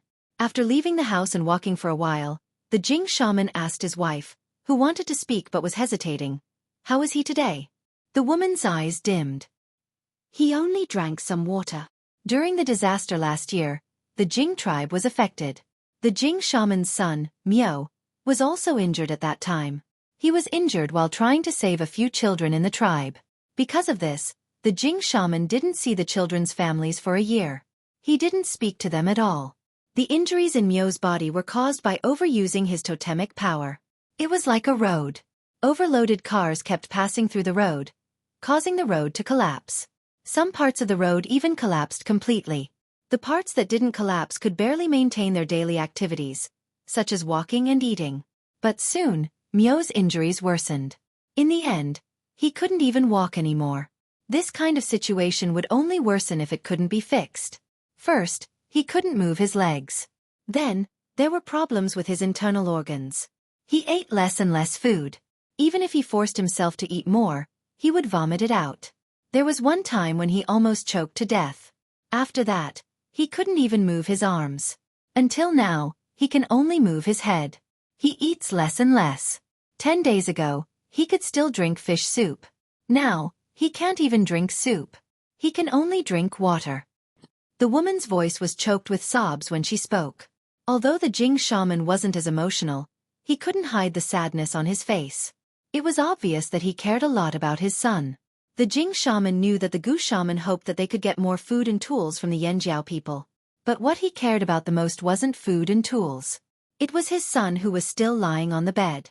He had a bright future, but because of a catastrophe, he could only lie on the bed every day. He would rather the people in the tribe die than let his son suffer such serious injuries. The Jing shaman was never a generous person. He was biased and selfish. He never hid his true nature. Logically speaking, the Jing tribe wouldn't let the true I be passed on to outsiders. But for his son, the Jing shaman didn't care about that. No one in the tribe dared to go against him. Even if the ancestors who passed away jumped out to stop him, he would still do as he wished. The decision he made was the final one. "Elder Xiao, do you have any ideas?" The Jing shaman suppressed the sadness in his heart and stared straight at the Xiao. He didn't want to miss any slight change in the Xiao's expression. The Xiao didn't say anything. He lowered his eyes and thought. If it was an epidemic or poisoning, he could take out the medicine that the Guizhe gave him and try it out. But Miao's injuries were caused by severe damage to his meridians. The Xiao didn't dare to say anything about other things, but if it was a meridian injury, there was definitely a way to treat it. Many Yanjiao people who were injured in the earthquake last year had severe damage to their meridians. According to the treatment methods of many tribes, they might cripple their limbs or even endanger their lives. But with the veins of the sky, things were different. Not only could they save their limbs, but they could also save their lives. However, the veins of the sky had experienced the Great Migration and 2 transplants in Yanjiao. Ever since they were planted, they had been carefully cared for. When they were first transplanted, they weren't in good condition. So everyone decided not to touch them for the next 2 years. They would only touch them after the transplanted veins of the sky had adapted to the new environment. Last year, the veins of the sky that the injured people in the tribe ate was actually the one that the Xiao had first dug up as an experiment. Later on, part of the veins of the sky was eaten by the tribesmen, and the other part was given to the shaman and the Guizhe to experiment on pills. After all, the veins of the sky that were dug up didn't have a long shelf life. They tried their best to preserve the medicinal properties of the veins of the sky. In the end, only 5 pills were made. The current chief and shaman each had 1, the 2 team leaders each had 1, and the last one was in the Xiao's hands. He had brought it with him this time. But there was only 1. Seeing the Xiao like this, the Jing shaman's eyes flashed. If it can be cured, I'll find the eye for you. The Xiaoxian looked up at the Jing shaman. Can you really find it? Yes. The Jing shaman stood up excitedly and vowed, as long as it can cure Miao, I'll find it for you. How many can you find? The Xiaoxian asked. 1. Afraid that the Xiaoxian would misunderstand, the Jing shaman quickly explained, it's very difficult to find the true eye. It's already rare to find one every year. It's impossible for two to appear at the same time. So it was called the true eye. The Xiaoxian asked again, since it's hard to find one every year, how can you guarantee that you'll find one this year? I haven't looked for the true eye this year, but I can try. The full moon is coming soon, and the chances of the true eye appearing then are the highest. The Jing shaman explained. I see, the Xiaoxian nodded. I have a medicine that might help with Miao's injuries. But we only have one in our entire team. I understand. The Jing shaman interrupted. If you want the true eye, I'll find it for you. If I can't find one this year, I'll continue next year. I swear on my name, if you can cure my son's illness, I'll definitely find the true eye for you. I'm not sure if your son's injuries can be used. You can try. Don't worry, Elder Xiaoxian. Even if I can't cure Miao, as long as he can walk like a normal person and continue to live, I'll find the true eye for you. The Jing shaman said seriously. It was rare to see hope, so he wouldn't give up. The Xiaoxian was silent for a while, then said, I don't have the medicine with me. I'll go get it first. Sure. The Jing shaman was very enthusiastic. Do you need me to send someone over? No, I'll be back soon. The Xiaoxian stood up. The Jing shaman hurriedly led the way. After personally leading the Xiaoxian out, he followed him for a while. If it weren't for the tribesman reporting that the Ye tribe was coming, he would have followed the Xiaoxian to the river to get the medicine. The Ye tribe? What are they doing here? The Jing shaman watched the Xiaoxian walk towards the riverbank, then turned and walked away unhappily. The Ye tribe also had underground caves here, so they were all old acquaintances. 2 Ye tribesmen came over. They were brothers, called Di Pai and Di Pa. When the Jing shaman walked over, the 2 of them were still in disbelief. The Yanjiao people got here before us. Why are you here? The Jing shaman asked. We're just afraid that you'll get into a conflict with the Yanjiao people. Di Pai took out a cloth scroll and threw it over. Zhen gave this to you. Didn't he already write one? The Jing shaman took the cloth scroll and looked at it. His mouth twitched. What's the point of telling me now? The Jing shaman remembered that the cloth scroll he gave the Yanjiao didn't mention anything about the true eye. He was also worried that the Jing shaman would get angry if the Yanjiao mentioned the true eye. After all, the Jing shaman's temper had worsened because of Miao. He hadn't been in a good mood for the past year. He didn't want to explode when something like this happened. That was why the Jing shaman asked the Ye tribesmen to come over and wrote a letter. Unfortunately, the 2 Ye tribesmen were one step behind the Yanjiao people. Okay, I know. I've already talked to the Yanjiao Grand Elder. They didn't fight, Deepa muttered. His tone sounded regretful. The Jing shaman ignored him and pretended that he was talking nonsense.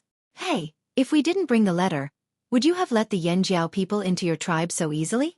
Aren't you afraid of being tricked by the cloth scroll they gave you? I heard that the Yanjiao people are very strong. You can't beat them, Deepai asked. You think I'm stupid? The Jing shaman glanced at them disdainfully and said meaningfully, I have eyes. I can see. We have eyes too. The 2 brothers said in unison. The Jing shaman smiled. Let me tell you a joke. The Ye tribesmen have eyes. Di Pai and Di Pa were speechless. So what if you have good eyesight? So what if you have 3 eyes? The 2 brothers snorted unhappily and dug into the ground again. Underground was more suitable for them. They didn't need to see clearly under the Yangguang. They only needed to be sharp enough in the dark underground.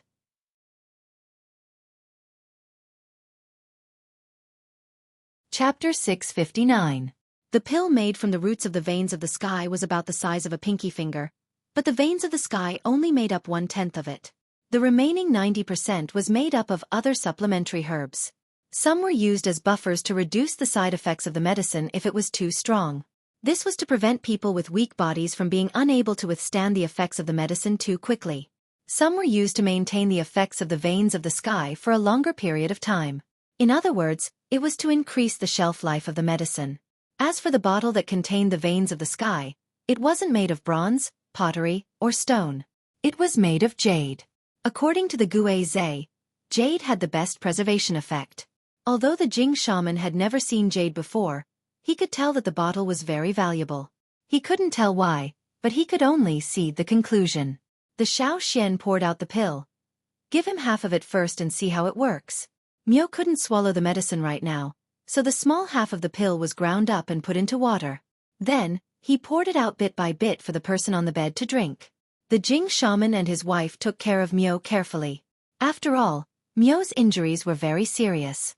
Before, he would vomit everything he drank except for water. Now, the Jing shaman and his wife could only try to feed him little by little. The Xiao Xian saw that the wooden spoon was even smaller than his pinky nail. After feeding him a few spoonfuls, the Jing shaman saw that Miao didn't vomit out the medicine he swallowed this time. He was overjoyed. This was a good sign. After feeding him the medicine, the Jing shaman brought the Xiao Xian to walk around the tribe and told him how the true eye came to be. Normal ground eye stones and universal eye stones will be in the quagmire outside, but the true eye will only be here. The Jing shaman pointed at his feet. I think you already guessed it. The Jing shaman was in a good mood, so it was rare for him to be so talkative. The better the ground eye, the closer it is to the fire pit.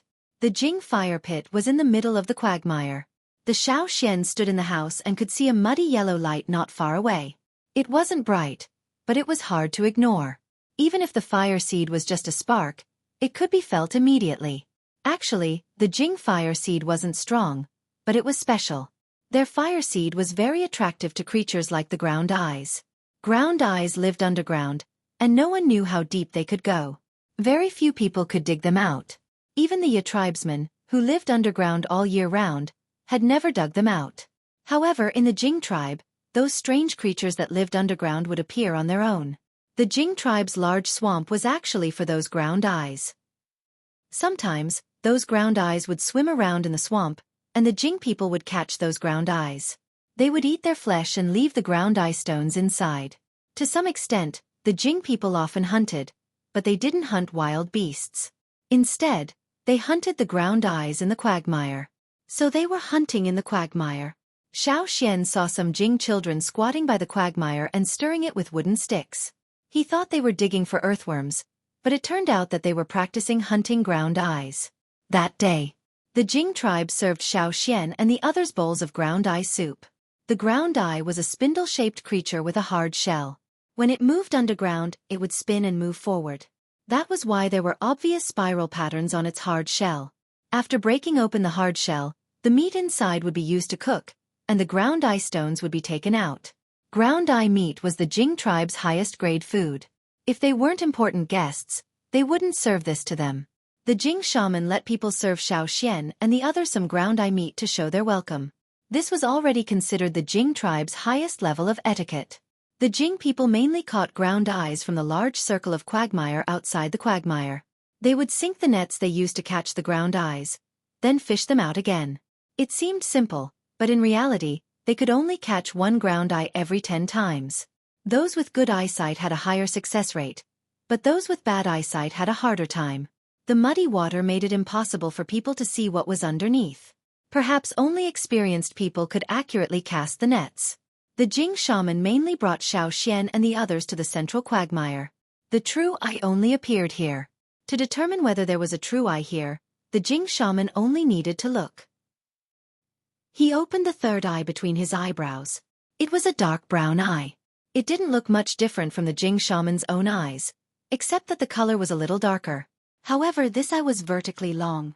It was at a 90-degree angle with the Jing shaman's 2 normal eyes. When it blinked, the eyelids would open and close. This special eye had a strange penetrating power. When you looked into that eye, it seemed like it could see through people and see things that other people couldn't. The Jing shaman opened that eye and looked around the quagmire. He shook his head regretfully. I didn't see any ground eyes with true eyes. I'll come back tomorrow. Don't worry, I'll definitely find one for you. He was afraid that the Xiao Xian would stop the supply of medicine, so the Jing shaman was very enthusiastic about finding the true eye. However, there were some things that the Jing shaman still said after some hesitation. I can only guarantee that I'll find the true eye If 1 year isn't enough, then 2 years. If 2 years isn't enough, then 10 years. However, I can't guarantee that you'll be able to successfully place it on a fearsome beast. Even most of the Jing people can't successfully merge it with a beast.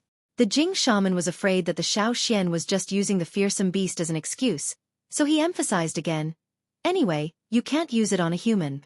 "I know. I won't use it on a human. I'm just trying it on a fearsome beast. No matter how high the chances of success are, we still have to try." The Jing shaman nodded and didn't say anything else. He had already reminded the Jing shaman. He didn't care if the other person listened or not. He was only responsible for finding the true eye.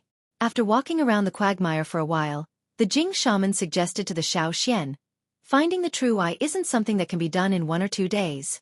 Elder Xian, do you want me to send it to the Yanjiao tribe after I find it? Or do you want to wait here for a few more days? You know, the night of the full moon will arrive in 3 days. At that time, the true eye is most likely to appear." "All right." After hearing the Xian's reply, the Jing shaman's face lit up with joy. The reason why he said this was because he hoped that the Xian would stay here for a while. At least, he wanted to wait until his son's injuries were healed before he left. As for whether he could really find the true eye that day, even he wasn't sure. He only said that it was possible. If he was unlucky, he would have to continue waiting. But if Xian wanted to leave by then, the Jing shaman wouldn't stop him. Since the Xian decided to stay here for a few more days, the Yanjiao people started hunting. There were many beasts in this area that the Jing people didn't want to provoke. The Yanjiao people went to take care of those beasts, and the Jing people were happy to see that. They didn't feel like their prey was stolen. Most of the beasts they hunted were wild beasts. Although the Yanjiao people didn't care about them, to the Jing people, they were still quite attractive. Duo Li and the others used the beasts they hunted to trade with the Jing people for some normal ground eye stones and ground eye meat. However, even if the Jing people had universal eyes, they didn't have many of them. Plus, the Jing shaman had to approve the trade. If the Jing shaman didn't allow them to trade with universal eyes, they wouldn't take them out no matter what. After the Jing shaman knew about this, he only thought for a while. Then he waved his hand and approved the trade. So, those who had hunted down universal eyes and kept them, and those who were willing to trade went to the Yanjiao people to negotiate. They could trade with the Yanjiao people for fearsome beast meat, beast hides, horns and teeth. Originally, Duo Li and the others thought that after the Jing shaman allowed it, the Jing people would be very willing to trade with them. However, the reality was that the number of people who were willing to trade with universal eyes could be counted on one hand. Among the normal ground eye stones they were willing to trade, there weren't many that were of high quality. However, Duo Li and the others didn't care about the ground eye stones that were of lower quality. Because of this, even after the Jing shaman agreed to the trade, Duo Li and the others' gains were still pitifully small. "I really don't understand. Why did they hide those stones?" Duo Li looked at the 2 universal eyes in his hand with a conflicted expression. These were the results of his 2 days of trading. He only had 2. There were hundreds of normal ground eye stones in the wooden box beside him. Those were the best of the best, but compared to what the Jing people had, it wasn't even 1/20th of them. They don't travel far, so they don't need the universal eyes. They don't even want to trade the ground eye stones that are slightly better. Why did they hide them? They can't be eaten. Tuo and the others were also very confused. They really didn't understand what the Jing people were thinking. Xian got the answer to this question from the Jing shaman. To the Jing people, the ground eye stones were wealth and also their spiritual food. The more valuable the ground eye stones they had, the more satisfied they would be. In the Jing people's history, there were even people who would rather starve to death with a box of ground eye stones than trade it for food with other tribes. This was impossible for the Yanjiao people. The Yanjiao people also couldn't understand the Jing people's different values. "No wonder I've never seen any ground eye stones in the outside world," Xian sighed. Maybe some tribes used to have ground eye stones, but ever since the Jing people moved here 1,000 years ago, they didn't interact much with the outside world. After a long time, the ground eye stones passed their expiration date and started to die. Gradually, no more ground eye stones appeared in the outside world. "However, if you like it, Elder Xian, I can give you another box." "That's my private collection," the Jing shaman said with a smile. His son's condition was getting better, so the Jing shaman was in a better mood. On this day, Xiao Xian gave the last bit of medicine to the Jing shaman. Miao could now eat some liquid food. He looked a lot better, not as lifeless as he was the day before. His eyes were also brighter, and he could focus when he looked at people. How is it? The Jing shaman asked Miao nervously. I can see now. Miao's voice was still not loud, but it was better than the day before when he could only talk. Really? Good, good, good. The Jing shaman was overjoyed. He thought of something and moved Xiao Xian out from behind him. He introduced him to Miao. This is the Grand Elder of the Yanjiao tribe, Xiao Xian. It's all thanks to his medicine that you can recover. Miao looked at Xiao Xian when he heard this. Actually, every time the Jing shaman brought Xiao Xian here, he would know. It was only because his eyes had been injured for a long time that he couldn't see. This was the first time he saw Xiao Xian with his own eyes. However, just as Miao was about to thank him, his gaze on Xiao Xian froze. The smile on his face froze. Miao closed his eyes and looked at Xiao Xian again. He forced a stiff smile and said dryly, Thank you, Elder Xiao Xian. Miao then said, I can see now. It's still hard to see things, so it's not very clear. This was an explanation for his loss of composure just now. Xiao Xian looked at Miao, and Miao averted his eyes. Xiao Xian looked at the Jing shaman again. The Jing shaman smiled apologetically, then turned to his wife and said, Bring Elder Xiao Xian to see the gift I've prepared. The gift he was talking about was the box of ground eye stones that he wanted to give to Xiao Xian. Xiao Xian followed the woman out of the room. Before he left, he looked back at the Jing shaman and his son before leaving. After Xiao Xian left, the Jing shaman closed the wooden plank that acted as the door and walked to the bedside. Miao's hands under the linen cloth were clenched tightly because of nervousness. He only let go after Xiao Xian left. His palms were sweaty. Father, behind him there's, Shoo, it's enough that you know. Don't say it out loud. After Xiao Xian followed the Jing shaman's wife to get a box of ground eye stones, he didn't stay there any longer. Instead, he went to look for the other Yanjiao people. Duo Li and the others were watching the Jing people teach the children how to catch ground eye stones. When they saw Xiao Xian come over, they were about to express their thoughts when Xiao Xian asked, Is there anything strange on me? No. Duo Li was confused. He didn't understand why Xiao Xian suddenly asked this. What about behind you? Xiao Xian turned around and looked at Duo Li. Then, he looked at the others. They all shook their heads, as if they didn't see anything strange. That was strange. What did the Jing shaman and his son see? Xiao Xian knew that Miao's gaze wasn't fixed on him, but behind him. His gaze wasn't focused on Xiao Xian, but on his surroundings. What did he mean by he just recovered his vision and couldn't see clearly?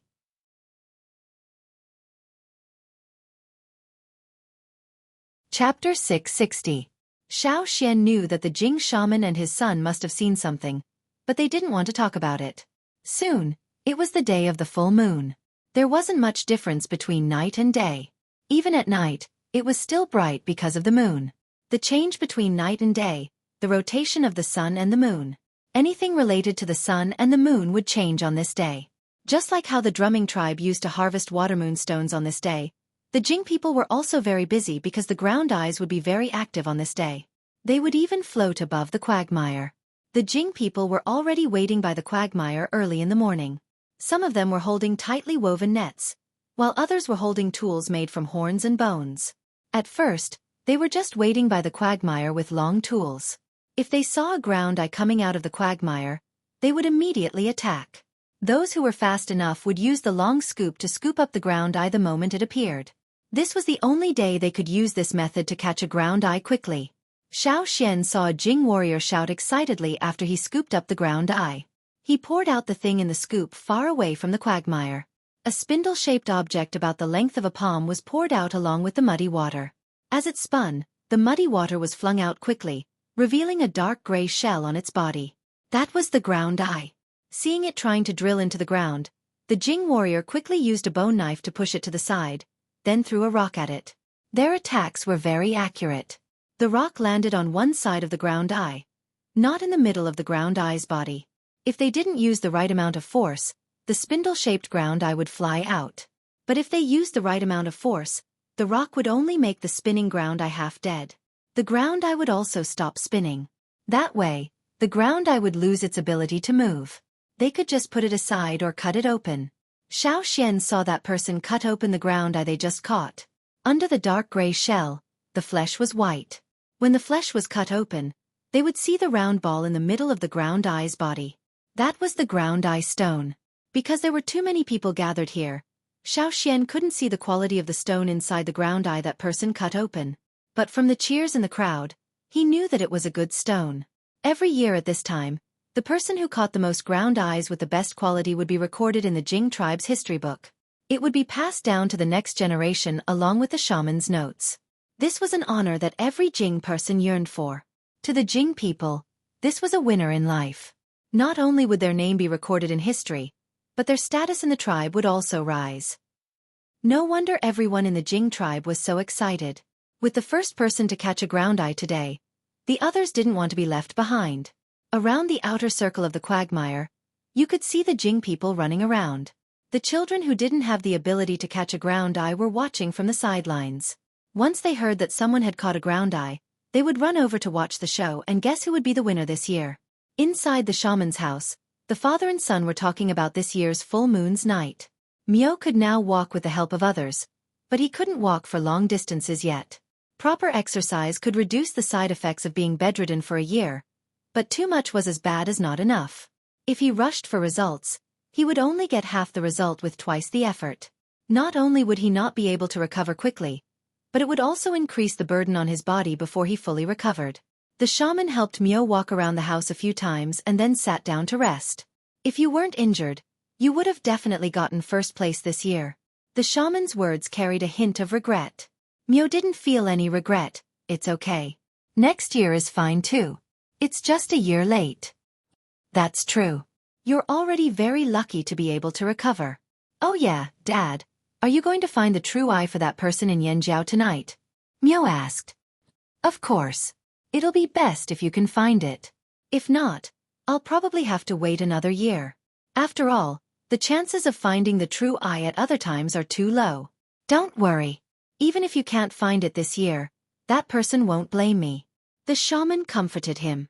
Mio's brows didn't relax because of the shaman's words. Dad, who's behind that person? Is it one of Yanjiao's ancestors? Maybe. Those who have the ancestors' protection are always very lucky. Maybe we'll really find the true eye this year. Speaking of which, when I saw it, I was so scared that I almost opened my eyes. Mio's heart was still pounding. At that time, I felt a piercing pain in my eyes. They haven't completely healed yet. Hearing this, the shaman immediately became nervous. Your eyes are injured? Let me see. Totemic patterns appeared on Mio's body.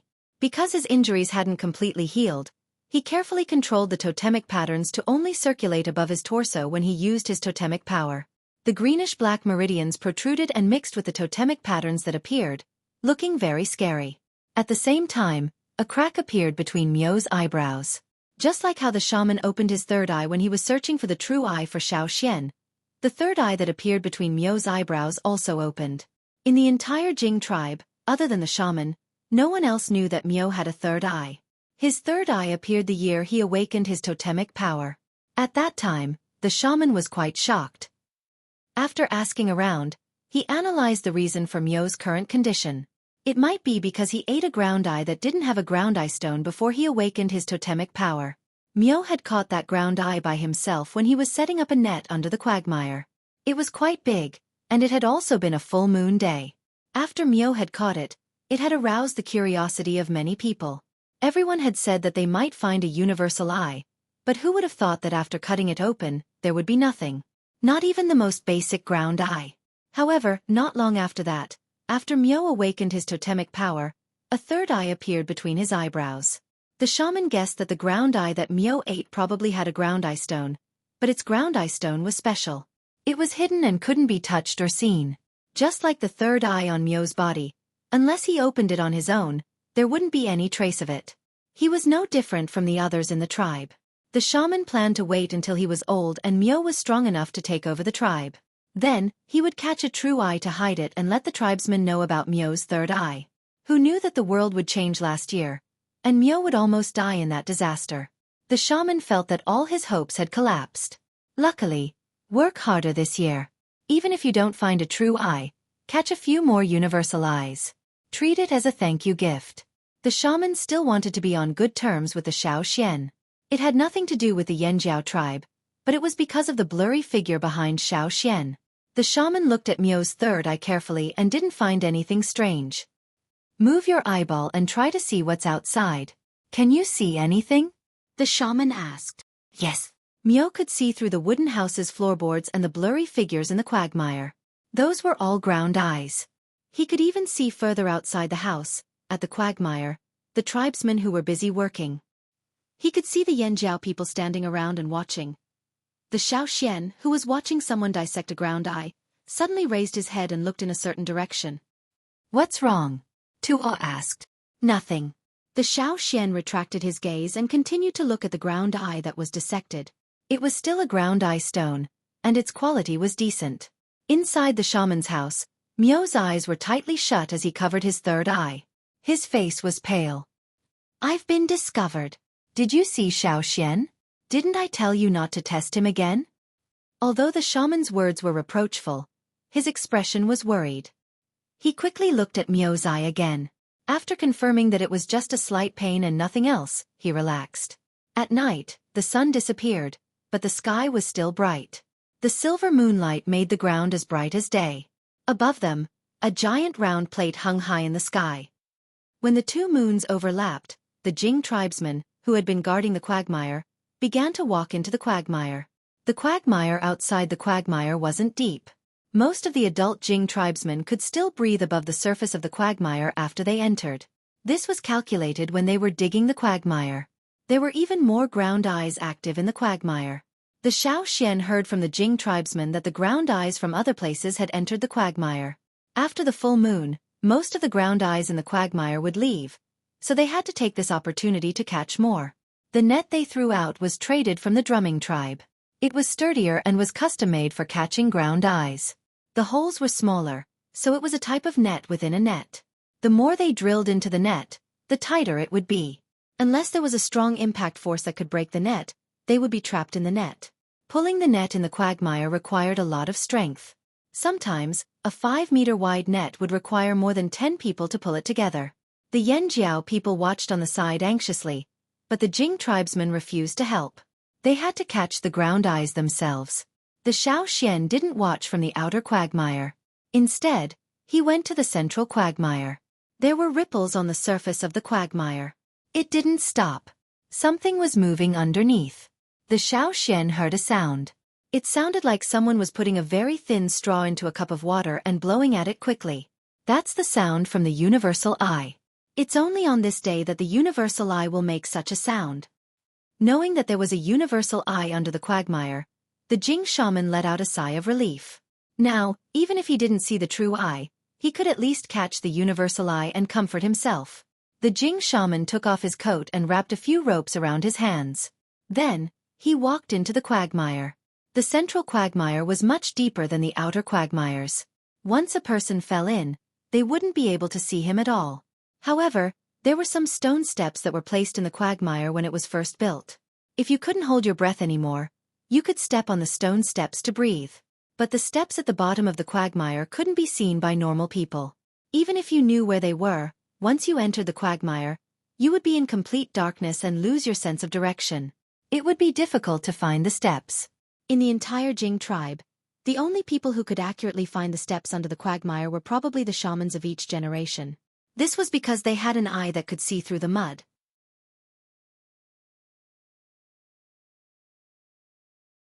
Chapter 661. The Xiao watched as the shaman's figure was quickly submerged by the mud after he entered the quagmire. The central quagmire didn't have the stench of mud. Even the outer quagmire had a rotten smell, but the central quagmire didn't have any other stench other than the most basic smell of mud. Even if there were plant seeds floating down here, even if those seeds could adapt to the muddy environment, there was not a single bit of green in the central quagmire. There were no plants growing here, just like a dead land. However, there were still many strange life forms active under this quagmire. It was said that the fire seed had a deterrent effect on beasts and insects, but there were always some exceptions, such as the drumming tribe's crocodiles and the Jing tribe's ground eyes. Not only were they not afraid of the fire seed, they would even gather around it. The people of the Jing tribe who were watching the shaman enter the quagmire were not worried. They believed in the shaman's abilities.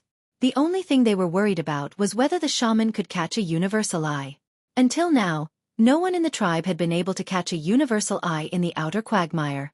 As for the central quagmire, only the shaman with the highest status in the tribe and the 10 people with the most glorious achievements last year could enter. However, because of the disaster last year, the competition couldn't be held as scheduled. So this year, the shaman still had to decide who could enter. But all of this had to wait until the shaman finished his task. Right now, they could only watch from the side. Xiao Xian looked up at the shaman's house not far away.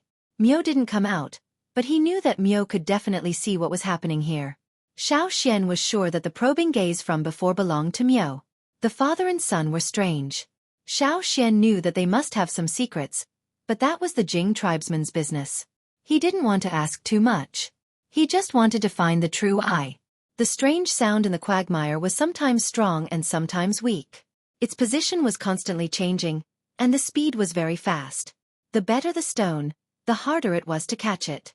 After the shaman entered the quagmire, he didn't immediately search for the universal eye. Instead, he carefully checked if the true eye was here. The true eye was harder to find than the universal eyes, and it was even harder to capture.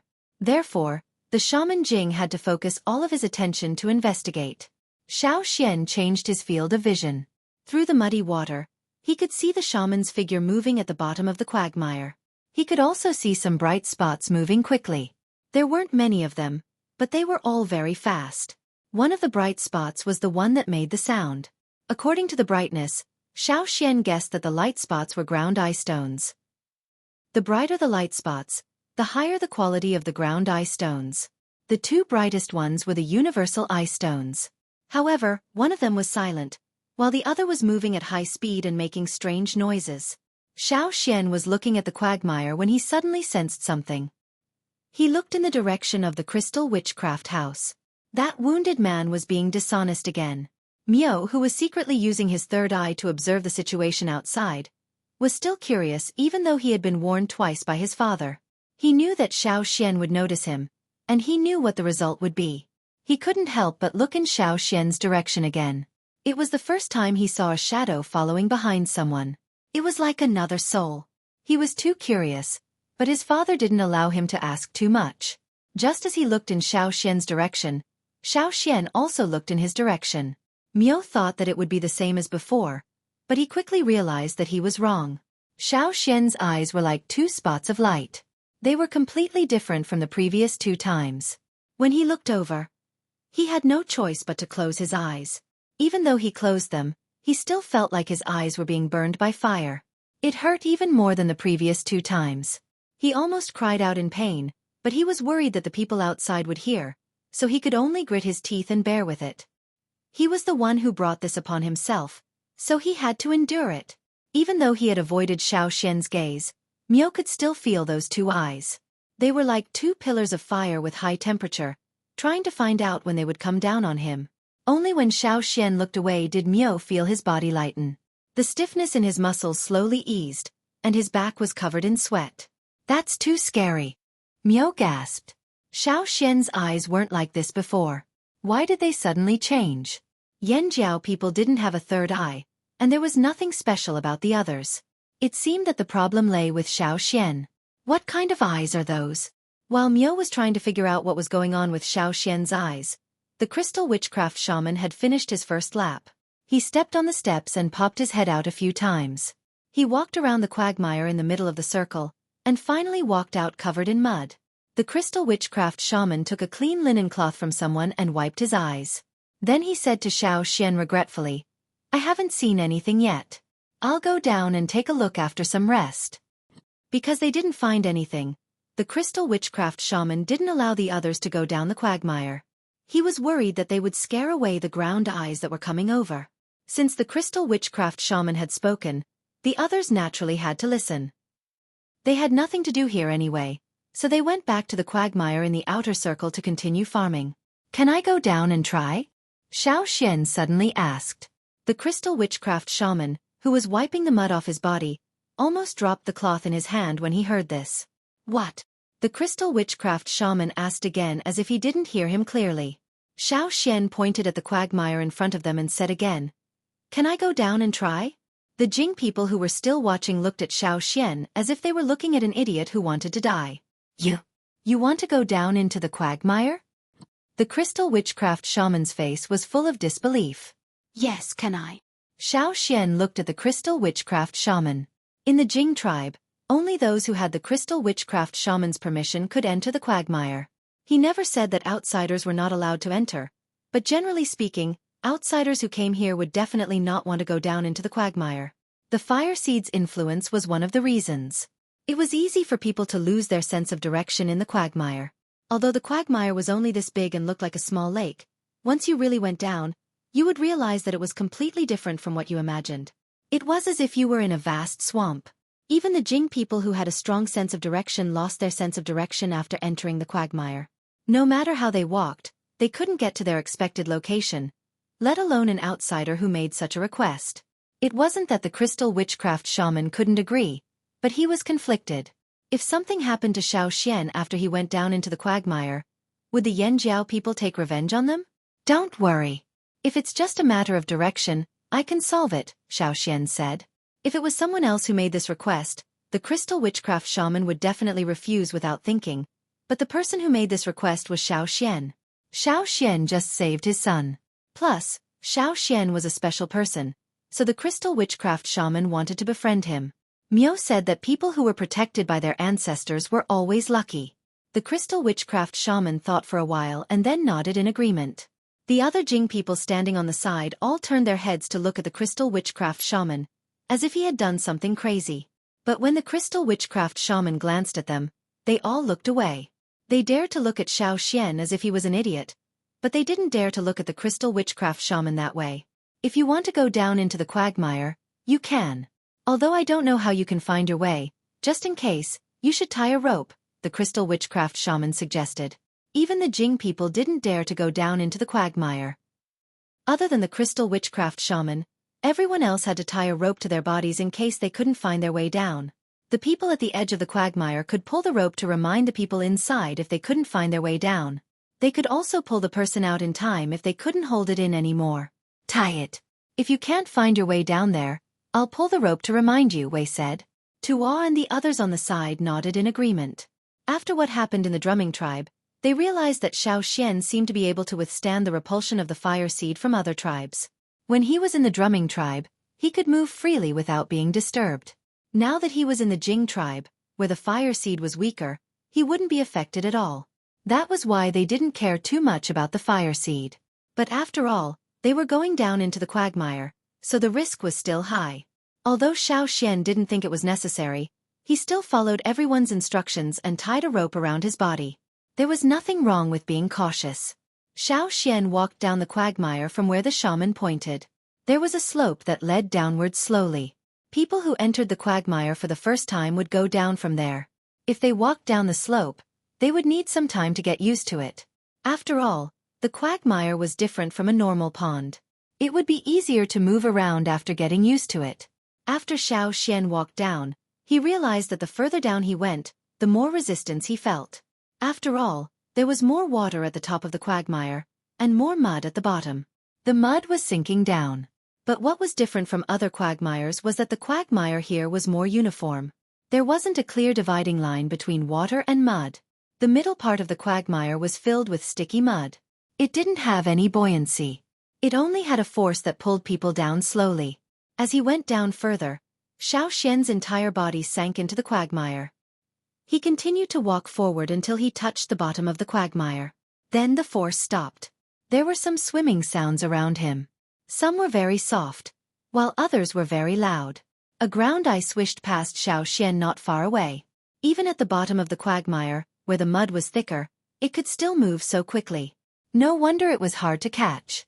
Xueqi even sensed that it had left a long hollow in the quagmire due to its fast speed. On top of the quagmire, the shaman looked at the Yanjiao people who were staring at the quagmire and asked, "Is your great elder really okay?" This question sounded like there was something wrong with our great elder's head.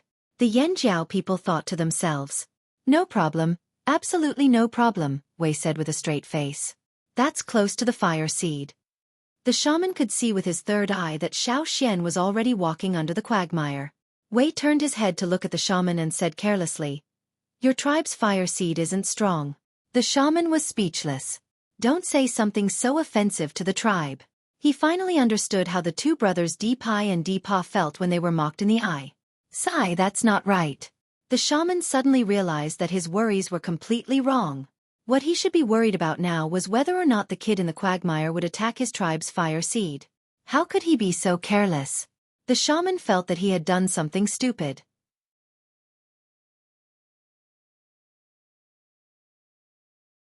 Chapter 662. Because Xiao had saved his son, and because he was special, as a shaman of a tribe, the caution and wariness he should have as a tribe shaman had been cast aside. He was too careless. Even if he felt that Xiao wasn't that kind of person, he shouldn't have acted based on his personal opinion when it came to the fire seed. The Jing shaman fell silent. Although he didn't show it on his face, he was already starting to feel anxious. He stared straight at the quagmire. If anyone below made any strange movements, he would immediately take action. Miao, who was in the house, had already recovered. Although his vision was still blurry when he opened his eyes, it wasn't a big deal. He didn't want to be treated the same way again, but he still couldn't suppress his curiosity. If Xiao hadn't entered the quagmire, he wouldn't have provoked Xiao. But now that Xiao had entered the quagmire, Miao also wanted to know what an outsider like him could do in the quagmire. He didn't want to be rescued when he got lost at the bottom of the quagmire. Luckily, Xiao didn't look over this time. This made Miao heave a sigh of relief. Xiao's eyes were too scary. At this moment, the Xiao had already focused all his attention on sensing the movements around him. The Jing shaman's third eye could open normally in the quagmire, and he could see things without being disturbed by the muddy water at the bottom of the quagmire. However, the Xiao couldn't. The Jing shaman's third eye was special, and he couldn't compare. The muddy water would damage the eyes, so after being dragged to the bottom of the quagmire, the Xiao kept his eyes closed. Luckily, with his special vision, even with his eyes closed, the Xiao could still see the situation around him through his eyelids. This was something the others didn't know. After sinking to the bottom of the quagmire, the Xiao didn't immediately move. Instead, he stood quietly on the spot and observed the situation around him. Under the quagmire, the pressure from the muddy water around him was at least twice as much as that of a normal river or lake. Moreover, this was the pressure he felt when he was still. If he wanted to lift his feet and walk under the quagmire, he would need to expend even more energy. This was also why the shaman was so tired that he had to come ashore to rest after only taking a slow walk under the quagmire. In Xiao's vision, the ground eyes around him were glowing dots of light. Some were bright, some were dark. They were all ground eyes, and those glowing dots were actually the ground eye stones inside the ground eyes' bodies. In Xiao's vision, ordinary ground eye stones were dull gray. Only high-quality ground eye stones and universal eyes were brighter. Especially the universal eyes, which were especially bright. When the universal eye passed by Xiao, it left behind a trail of light in Xiao's vision. Based on this pattern, Xiao only needed to search for the brightest spot. Xiao didn't know how the true eye looked like, but he knew how bright the universal eyes were. What he needed to do now was to search for a spot in the quagmire that was brighter than the two universal eyes from before. Then, he needed to catch it. Although he didn't know if the true eye could be used on Caesar, he still had to try. Caesar still followed the hunting team out to hunt in the tribe, but his mobility was still lacking compared to before. Especially in the forest full of danger and fierce beasts, his mobility was greatly restricted. Every time Old Ku saw Caesar's injuries, he wondered if he should let Caesar change professions. For example, pulling carts at the Flaming River trading point. Unfortunately, Caesar wasn't willing. Pulling carts was just a part-time job. He liked to hunt more. Now that he was hungry, he would go out to the forest to look for food. He even brought food for Old Ku. If he could give that guy an eye, even if he couldn't recover to his peak condition, as long as he was better than now, it would be worth Xiao's visit. Beside the quagmire, everyone saw that after Xiao went down, he didn't move. The rope tied to Xiao's body also stopped moving. Could he be trapped by the mud at the bottom of the quagmire? Is that why he can't move? Someone whispered. Bullshit. How strong can the mud in the quagmire be? It's impossible to trap us Yanjiao tribesmen. He's just walking around in the quagmire. How could such a small thing trouble our grand elder? Duoli refuted without hesitation. But they didn't understand why Xiaoxian didn't move after he went down either. Hey, it's moving! It's moving! Someone suddenly shouted. Everyone looked over. The rope tied to Xiaoxian's body was indeed moving. This meant that Xiaoxian was starting to walk around in the quagmire. It also proved that what Duoli said was true. Although the Jing tribesmen didn't say anything, they didn't agree with Duoli's words. Just walking around in the quagmire? Such a small thing? If it was that simple, then the Jing tribesmen wouldn't have so many restrictions on the central quagmire. Others didn't know, but many of the Jing elders knew. When the central quagmire was first dug, it was used as a second line of defense for the Jing tribe. If there was any danger, the Jing tribesmen would retreat into the central quagmire to seek refuge. This quagmire had swallowed countless beasts. However, the beasts that were swallowed into the quagmire had already become a part of it. Not even their bones were left behind. Xiaoxian also realized that after he sank to the bottom of the quagmire, his originally sharp sense of direction seemed to have been blocked. If it weren't for his special vision that allowed him to see the traps at the bottom of the quagmire, Xiaoxian might have really gotten lost in the quagmire. He had been standing at the bottom of the quagmire for a while now, so he got used to the pressure and resistance. He also had a basic understanding of the environment, but now Xiaoxian needed some fresh air, so he walked towards the stairs at the bottom of the quagmire. There were stairs made of stones at the bottom of the quagmire. After he stepped on them, he would be able to emerge from the quagmire. The Jing shaman, who was standing outside the quagmire, originally wanted to tell the Yanjiao people where to pull the rope to remind Xiaoxian. However, he saw the rope tied to Xiaoxian move towards the stairs before the Yanjiao people pulled it. Seeing this, the Jing shaman couldn't help but open his 3 eyes wide. He looked at the bottom of the quagmire again and saw Xiaoxian walking towards the stairs. He didn't have any intention to test it out. His footsteps were steady, as if he was sure there were stairs there. How was this possible? The Jing shaman couldn't understand. Xiaoxian didn't have a third eye, so how did he find the stairs so accurately? Before Xiaoxian entered the quagmire, he had pointed out the stairs to Xiaoxian, but everyone in the Jing tribe knew that even if they could clearly identify the place outside the quagmire, once they entered the quagmire, it was as if their memories were messed up, and they kept going in the wrong direction. Seeing Xiaoxian's head emerge from the quagmire, the Yanjiao people let out a sigh of relief. Wei and the others, whose faces were tense, also smiled.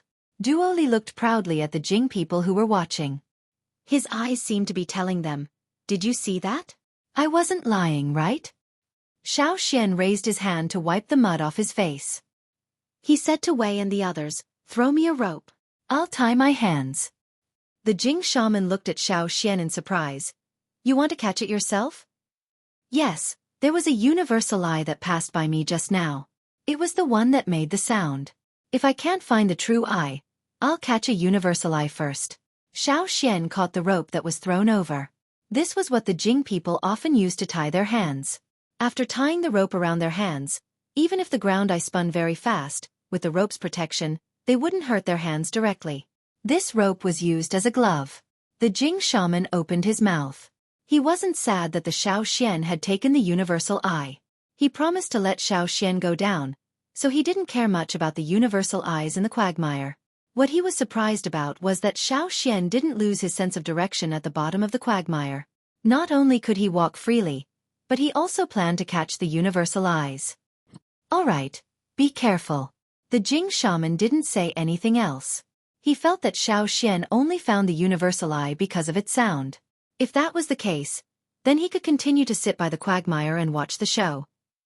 If Xiaoxian caught the universal eye, then even if he couldn't find the true eye, he wouldn't be angry. It was better to have something than nothing.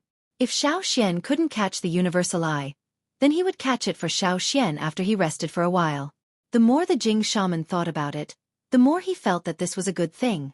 He continued to sit by the side and watched as Xiaoxian took a deep breath and sank into the quagmire again.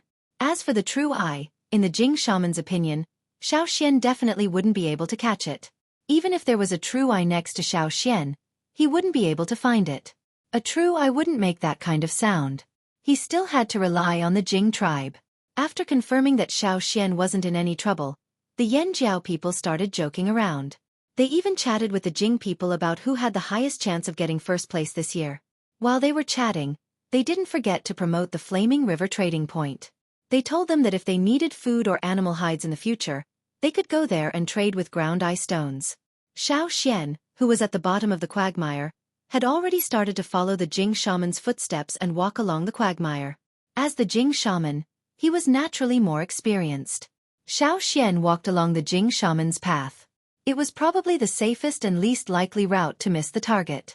The mud at the bottom of the quagmire made Xiao Xian feel like he was walking against the wind. Even if he stopped, he wouldn't be blown away. If he was tired, he could still rest. It was just that he couldn't breathe fresh air, so he felt a little suffocated. Every once in a while, he would have to find a platform to breathe. The full moon was in the sky.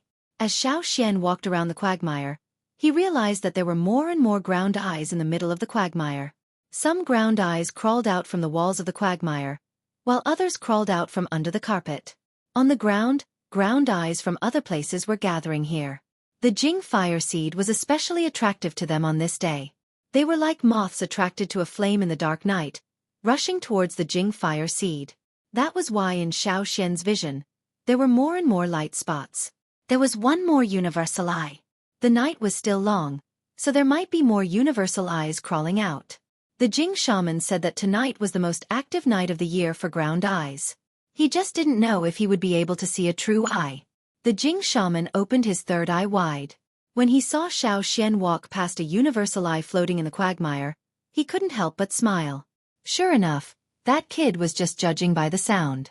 But then, the policeman saw the universal eye that was spinning rapidly in the quagmire. It walked past Xiao Xian several times, but Xiao Xian didn't move at all. The Jing shaman was puzzled. If it happened once or twice, he could say that the kid didn't react in time. But 3, 4, 5 times? What was that kid thinking?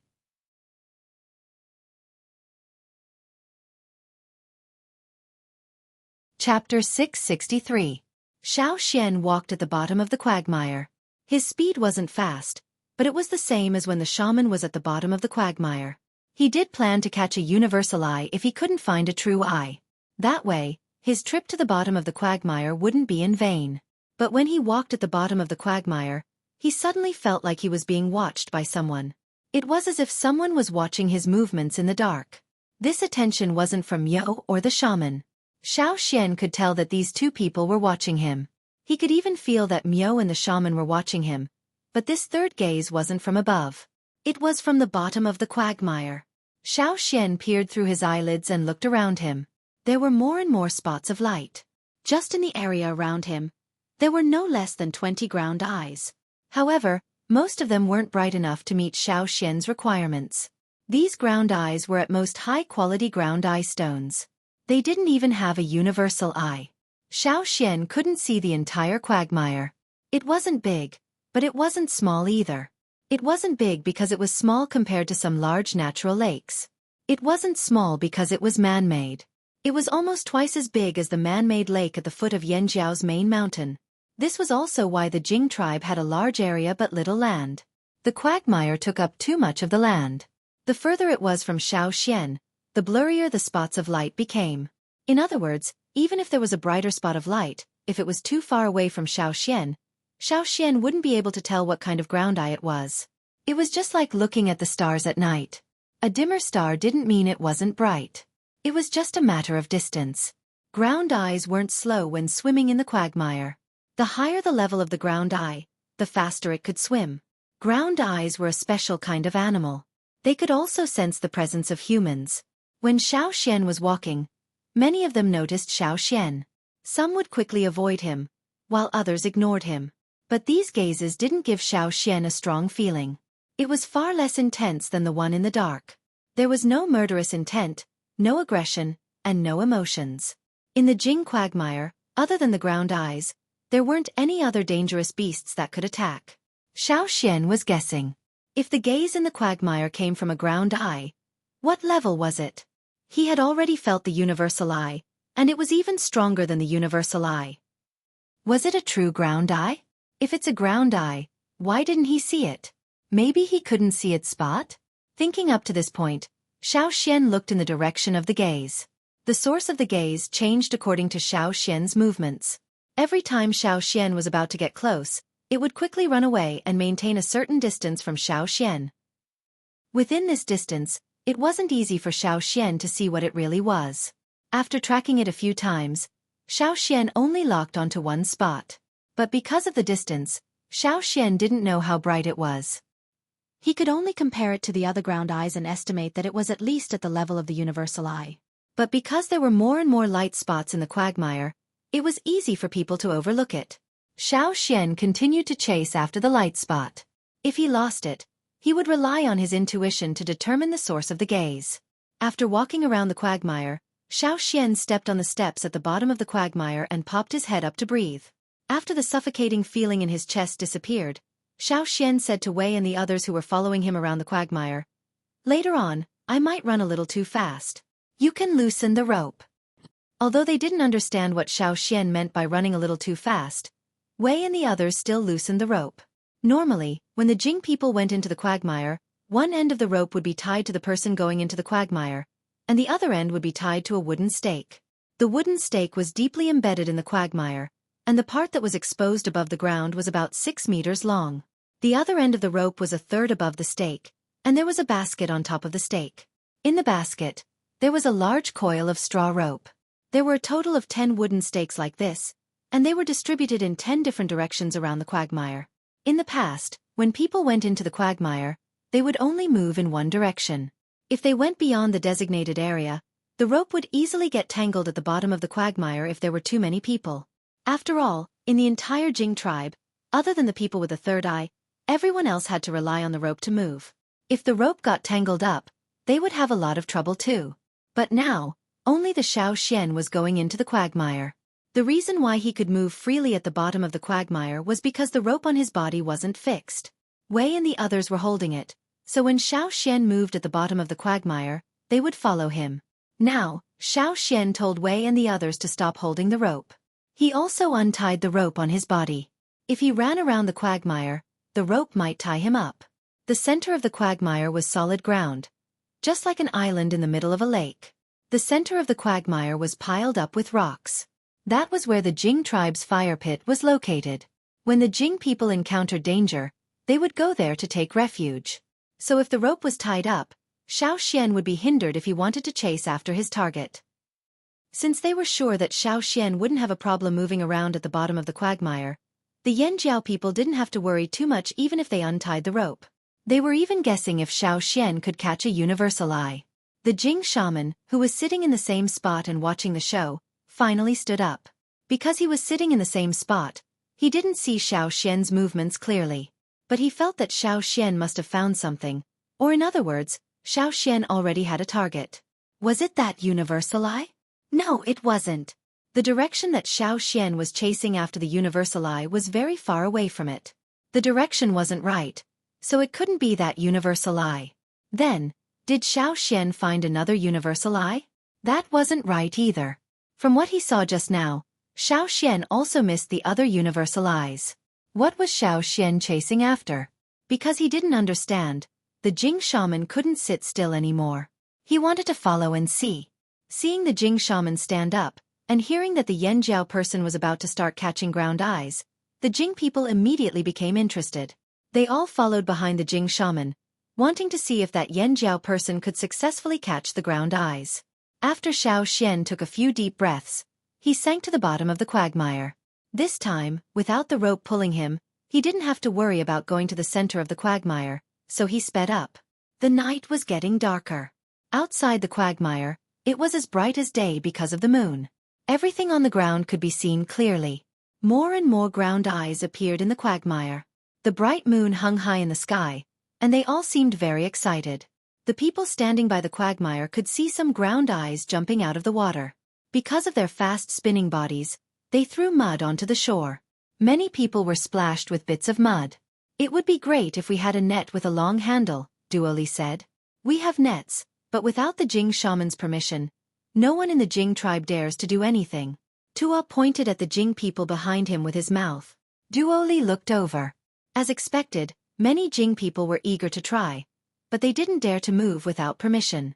Even if you have a net with a long handle, You won't be able to catch them. They're too fast, Wei said. The ground eyes that jumped out of the quagmire didn't jump high, but they were fast. They almost all disappeared in a flash, leaving behind splashes of mud. Duo Li and the others were about to say something, but Wei suddenly said, "Stop talking, follow them." On the other side, the Jing shaman had already started running.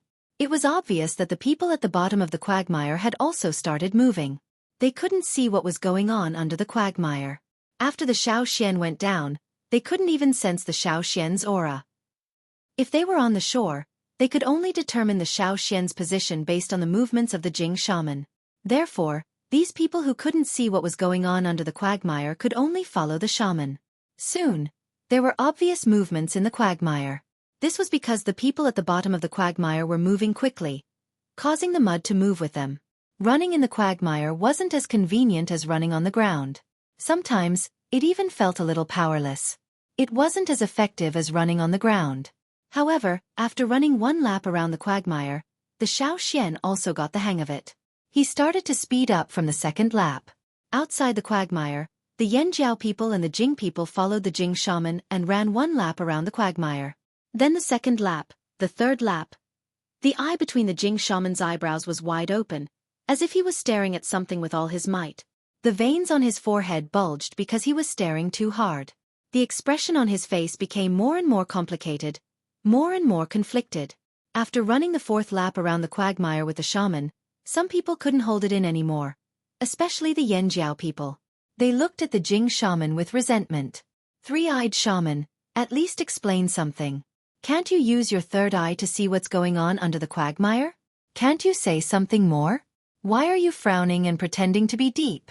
If the Jing shaman knew what everyone was thinking, he would definitely cry out for injustice. Because he couldn't understand what Xiaoxian was chasing. He could only see that Xiaoxian was chasing after something, but he couldn't tell what it was. There were indeed many ground eyes in the direction that Xiaoxian was chasing, but most of them were just ground eyes that contained ground eye stones. The Jing shaman thought that Xiaoxian would attack the universal eyes that were very close to him, but Xiaoxian ran in another direction, completely ignoring the universal eyes that were making noise. What was it? What was he chasing? Was there something that he couldn't see with his third eye? The Jing shaman was puzzled. It shouldn't be. While the Jing shaman was in a dilemma, in the Jing shaman's house, Miao also opened his third eye and looked at the quagmire. He couldn't go out and run, so he couldn't see everything. In the beginning, Miao was the same as the Jing shaman. He didn't understand what Xiaoxian was chasing, but after the second and third lap, Miao's face became more and more confused. He saw what Xiaoxian was chasing, but he wasn't sure what it was.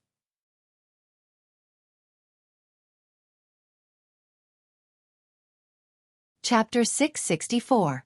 At the bottom of the swamp, Xiaoxian stared at the light spot. His totemic power surged crazily, and the muscles in his legs suddenly expanded. His body sank as he bent his legs, and then he rushed out quickly. His whole body was like a loach swimming in the mud at high speed, sliding towards his target. The mud in the quagmire vibrated and surged up. The people outside the quagmire could only see that the quagmire was constantly surging as if it was boiling, emitting a gurgling sound. The shaman, who could see Xiaoxian's movements at the bottom of the quagmire with his third eye, saw this scene and his face twitched. He had never seen anyone run like this in the quagmire. The quagmire was not like the ground.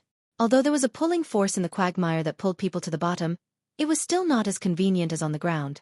Even when he rushed out, there was still a delay in his descent. This was something that could not be changed. Because Xiaoxian knew this, he did not run in the quagmire. Instead, he leapt and sprinted. Every time he leapt, he would bend his leg to land on the bottom of the quagmire. Then, he would use the momentum to propel himself forward at high speed.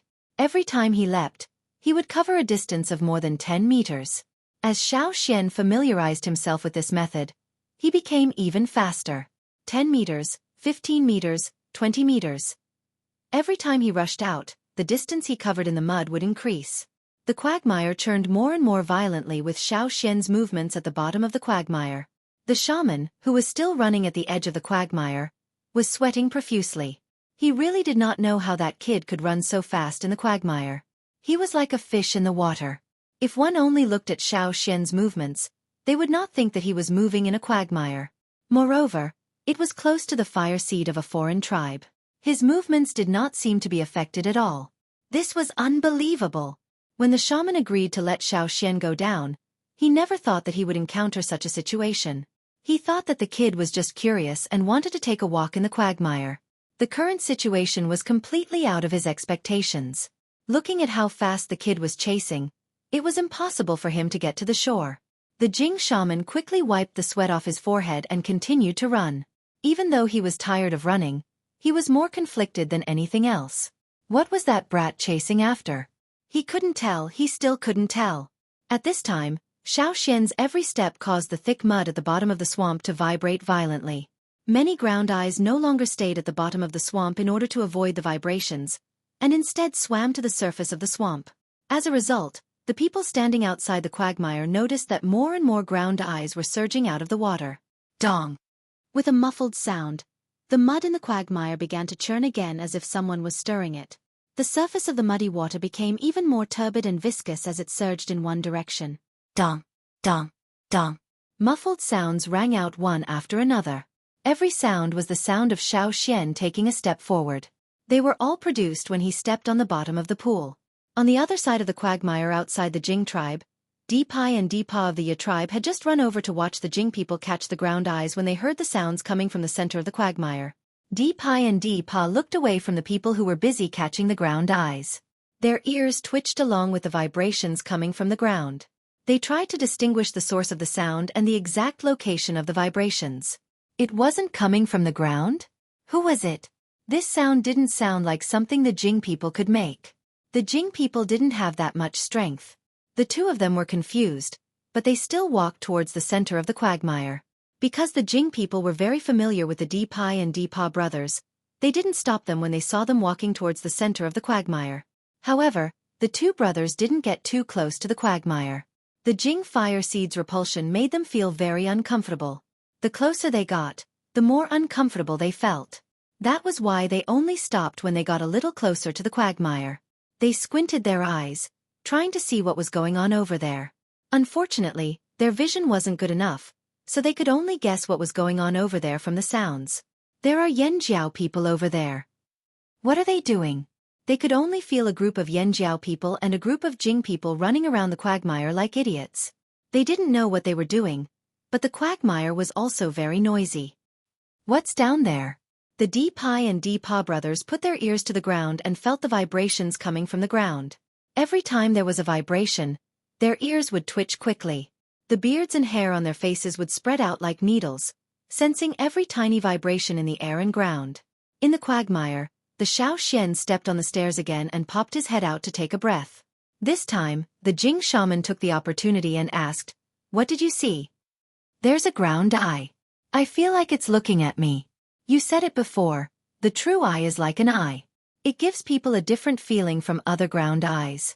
Before the Xueqi could finish, the Jing shaman interrupted him. "It can't be the true eye. If it was the true eye, he would have seen it a long time ago. There was no way he couldn't see it until now. You can't even see the true eye. Do you think I'm blind? Do you think I'm from the Ya tribe?" The Jing shaman didn't believe the Xueqi. If there was a true eye, it wouldn't be able to escape his third eye.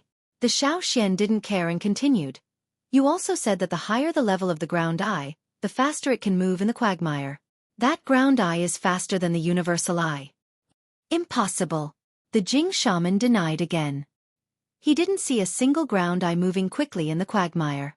Not to mention the universal eye, he didn't even see a normal ground eye. There were so many ground eyes in the quagmire. If there was one moving at high speed, how could he miss it? Just as he was about to say something, the Jing shaman suddenly heard a low cough from the house. This place wasn't far from the house. The Jing shaman remembered that Miao was still in the house. He must have seen what happened just now, but why did he cough like that? Ever since Miao's injuries recovered, he never coughed again. Did Miao discover something and wanted to remind him? Because of Miao's low cough, the Jing shaman swallowed the words he was about to say. He changed the topic and said, "If it really is the true eye, you won't be able to catch it. Only I can catch it." The Jing shaman pointed at his third eye. Catching the true eye is actually a competition of eyes. Even in the past when the Jing people caught the true eye, It was with the help of the shaman. You can't do it. Even if you use a net, you won't be able to catch the true eye. You can't compete with it in terms of speed. How about this? Let me rest for a while. Then I'll go down and catch it with you. The Xiaoxian thought for a while and nodded. Then you rest first. I'll try again. If it doesn't work, then we'll discuss how to work together. The Jing shaman wanted to go to the house and ask Miao what he found, but the Xiaoxian had already sunk to the bottom of the quagmire. The Jing shaman could only look at the quagmire again. This time, he wanted to take a good look at the ground eye moving quickly in the quagmire. When the Xiaoxian sank to the bottom of the quagmire, the ground eye was quietly watching him from afar, but the Jing shaman couldn't see it. The Xiaoxian thought about the few times he chased the ground eye. The quagmire didn't pose much of a hindrance to the ground eye. Instead, it helped them move faster in the quagmire. Every time, he almost caught up with the ground eye, but the distance between them was enough for the ground eye to widen again. After all, the ground eyes that lived underground and in the quagmire didn't need to come out of the water to breathe, but the Xiaoxian needed to. Even though totemic warriors could hold their breath for longer than normal people, the intense consumption of energy would shorten this time. The Jing shaman couldn't see it, but the Xiaoxian had been chasing it for so long. In fact, he was 80% sure that it was the ground eye. The Jing shaman had said that it wasn't easy for the true eye to appear. If he was wrong, he might have to wait even longer. Naturally, the Xiaoxian wouldn't let go of this opportunity so easily. Even if it was proven that it wasn't the true eye, the Xiaoxian still wanted to try. It was better than missing it and regretting it later. Using a net wouldn't work, and speed wouldn't work either. Then he changed his method. The Jing shaman saw that the Xiaoxian was using the same method again to chase in a certain direction. He quickly opened his eyes wide and looked in that direction. He couldn't help but stand up and follow in that direction. While he was looking for his target with his eyes wide open, the Jing shaman was still complaining in his heart. It was the same old trick again. Even if there really was the true eye, using this method wouldn't work. It would just be a waste of energy. The muffled thumping sounds came from the bottom of the pool, and the quagmire surged again. The people who saw this were the same as the Jing shaman. They thought that what happened next would be the same as before, but they soon realized that they were wrong. The Xiaoxian was indeed using the leaping method to chase, but as he got closer and closer to the light spot, he was about to reach the surface of the pool to take a breath. Every time he was the closest to the target, he would suddenly rush towards the stairs at the bottom of the pool. His leg, which had accumulated power, kicked hard at the bottom of the pool, making a thumping sound. His body broke through the mud and pushed forward. When he reached the stairs, his other leg landed on the stairs. However, just as the Jing shaman thought that Xiaoxian was going to step on the stairs to take a breath, the Xiaoxian didn't stop. Instead, he suddenly stepped on the stairs. Thump! Another muffled sound rang out. It was even more muffled than the previous few times, like a heavy hammer hitting the ground. Everyone who heard this sound felt their hearts tremble. At the bottom of the pool, the stone stairs at the bottom of the pool that Xiaoxian had stepped on sank. Large amounts of mud rose up from the vibrations. Xiaoxian's rapidly advancing figure was like a battle knife cutting through the mud. A series of bubbles appeared behind him because he was moving too quickly, making popping sounds. However, Xiaoxian didn't rush towards the target like before. Although he was still facing the target, his body was slanted upwards. At the same time, he raised his arm, clenched his fist, and swung his arm. The moment his head emerged from the mud, Xiaoxian's raised arm brought up the mud in the quagmire. It was like the dorsal fin of a ferocious shark in the sea. The Jing shaman's eyelids twitched. He had a feeling that something bad was going to happen. Thump! Xiaoxian's raised arm turned into a heavy hammer at this moment, and slammed it onto the surface of the pool. A powerful force instantly broke open the surface of the pool. Where Xiaoxian's arm landed, the vibration split the water and broke the waves. The mud was pushed away, and ripples spread in all directions, forming a rapidly expanding depression. The mud was like a blooming black lotus, tumbling and exploding. The mud at the bottom of the pool was sent flying by the vibrations, splashing out of the surface of the pool. Many of the ground eyes that were swimming on the surface of the quagmire were also blown out of the water. The wet mud was flung out by the ground eyes that were sent flying, sweeping towards the shore like raindrops. You're tuning in to the Xueqi's Martial Arts Saga YouTube channel. Don't forget to subscribe and join us on this journey to catch the most captivating stories.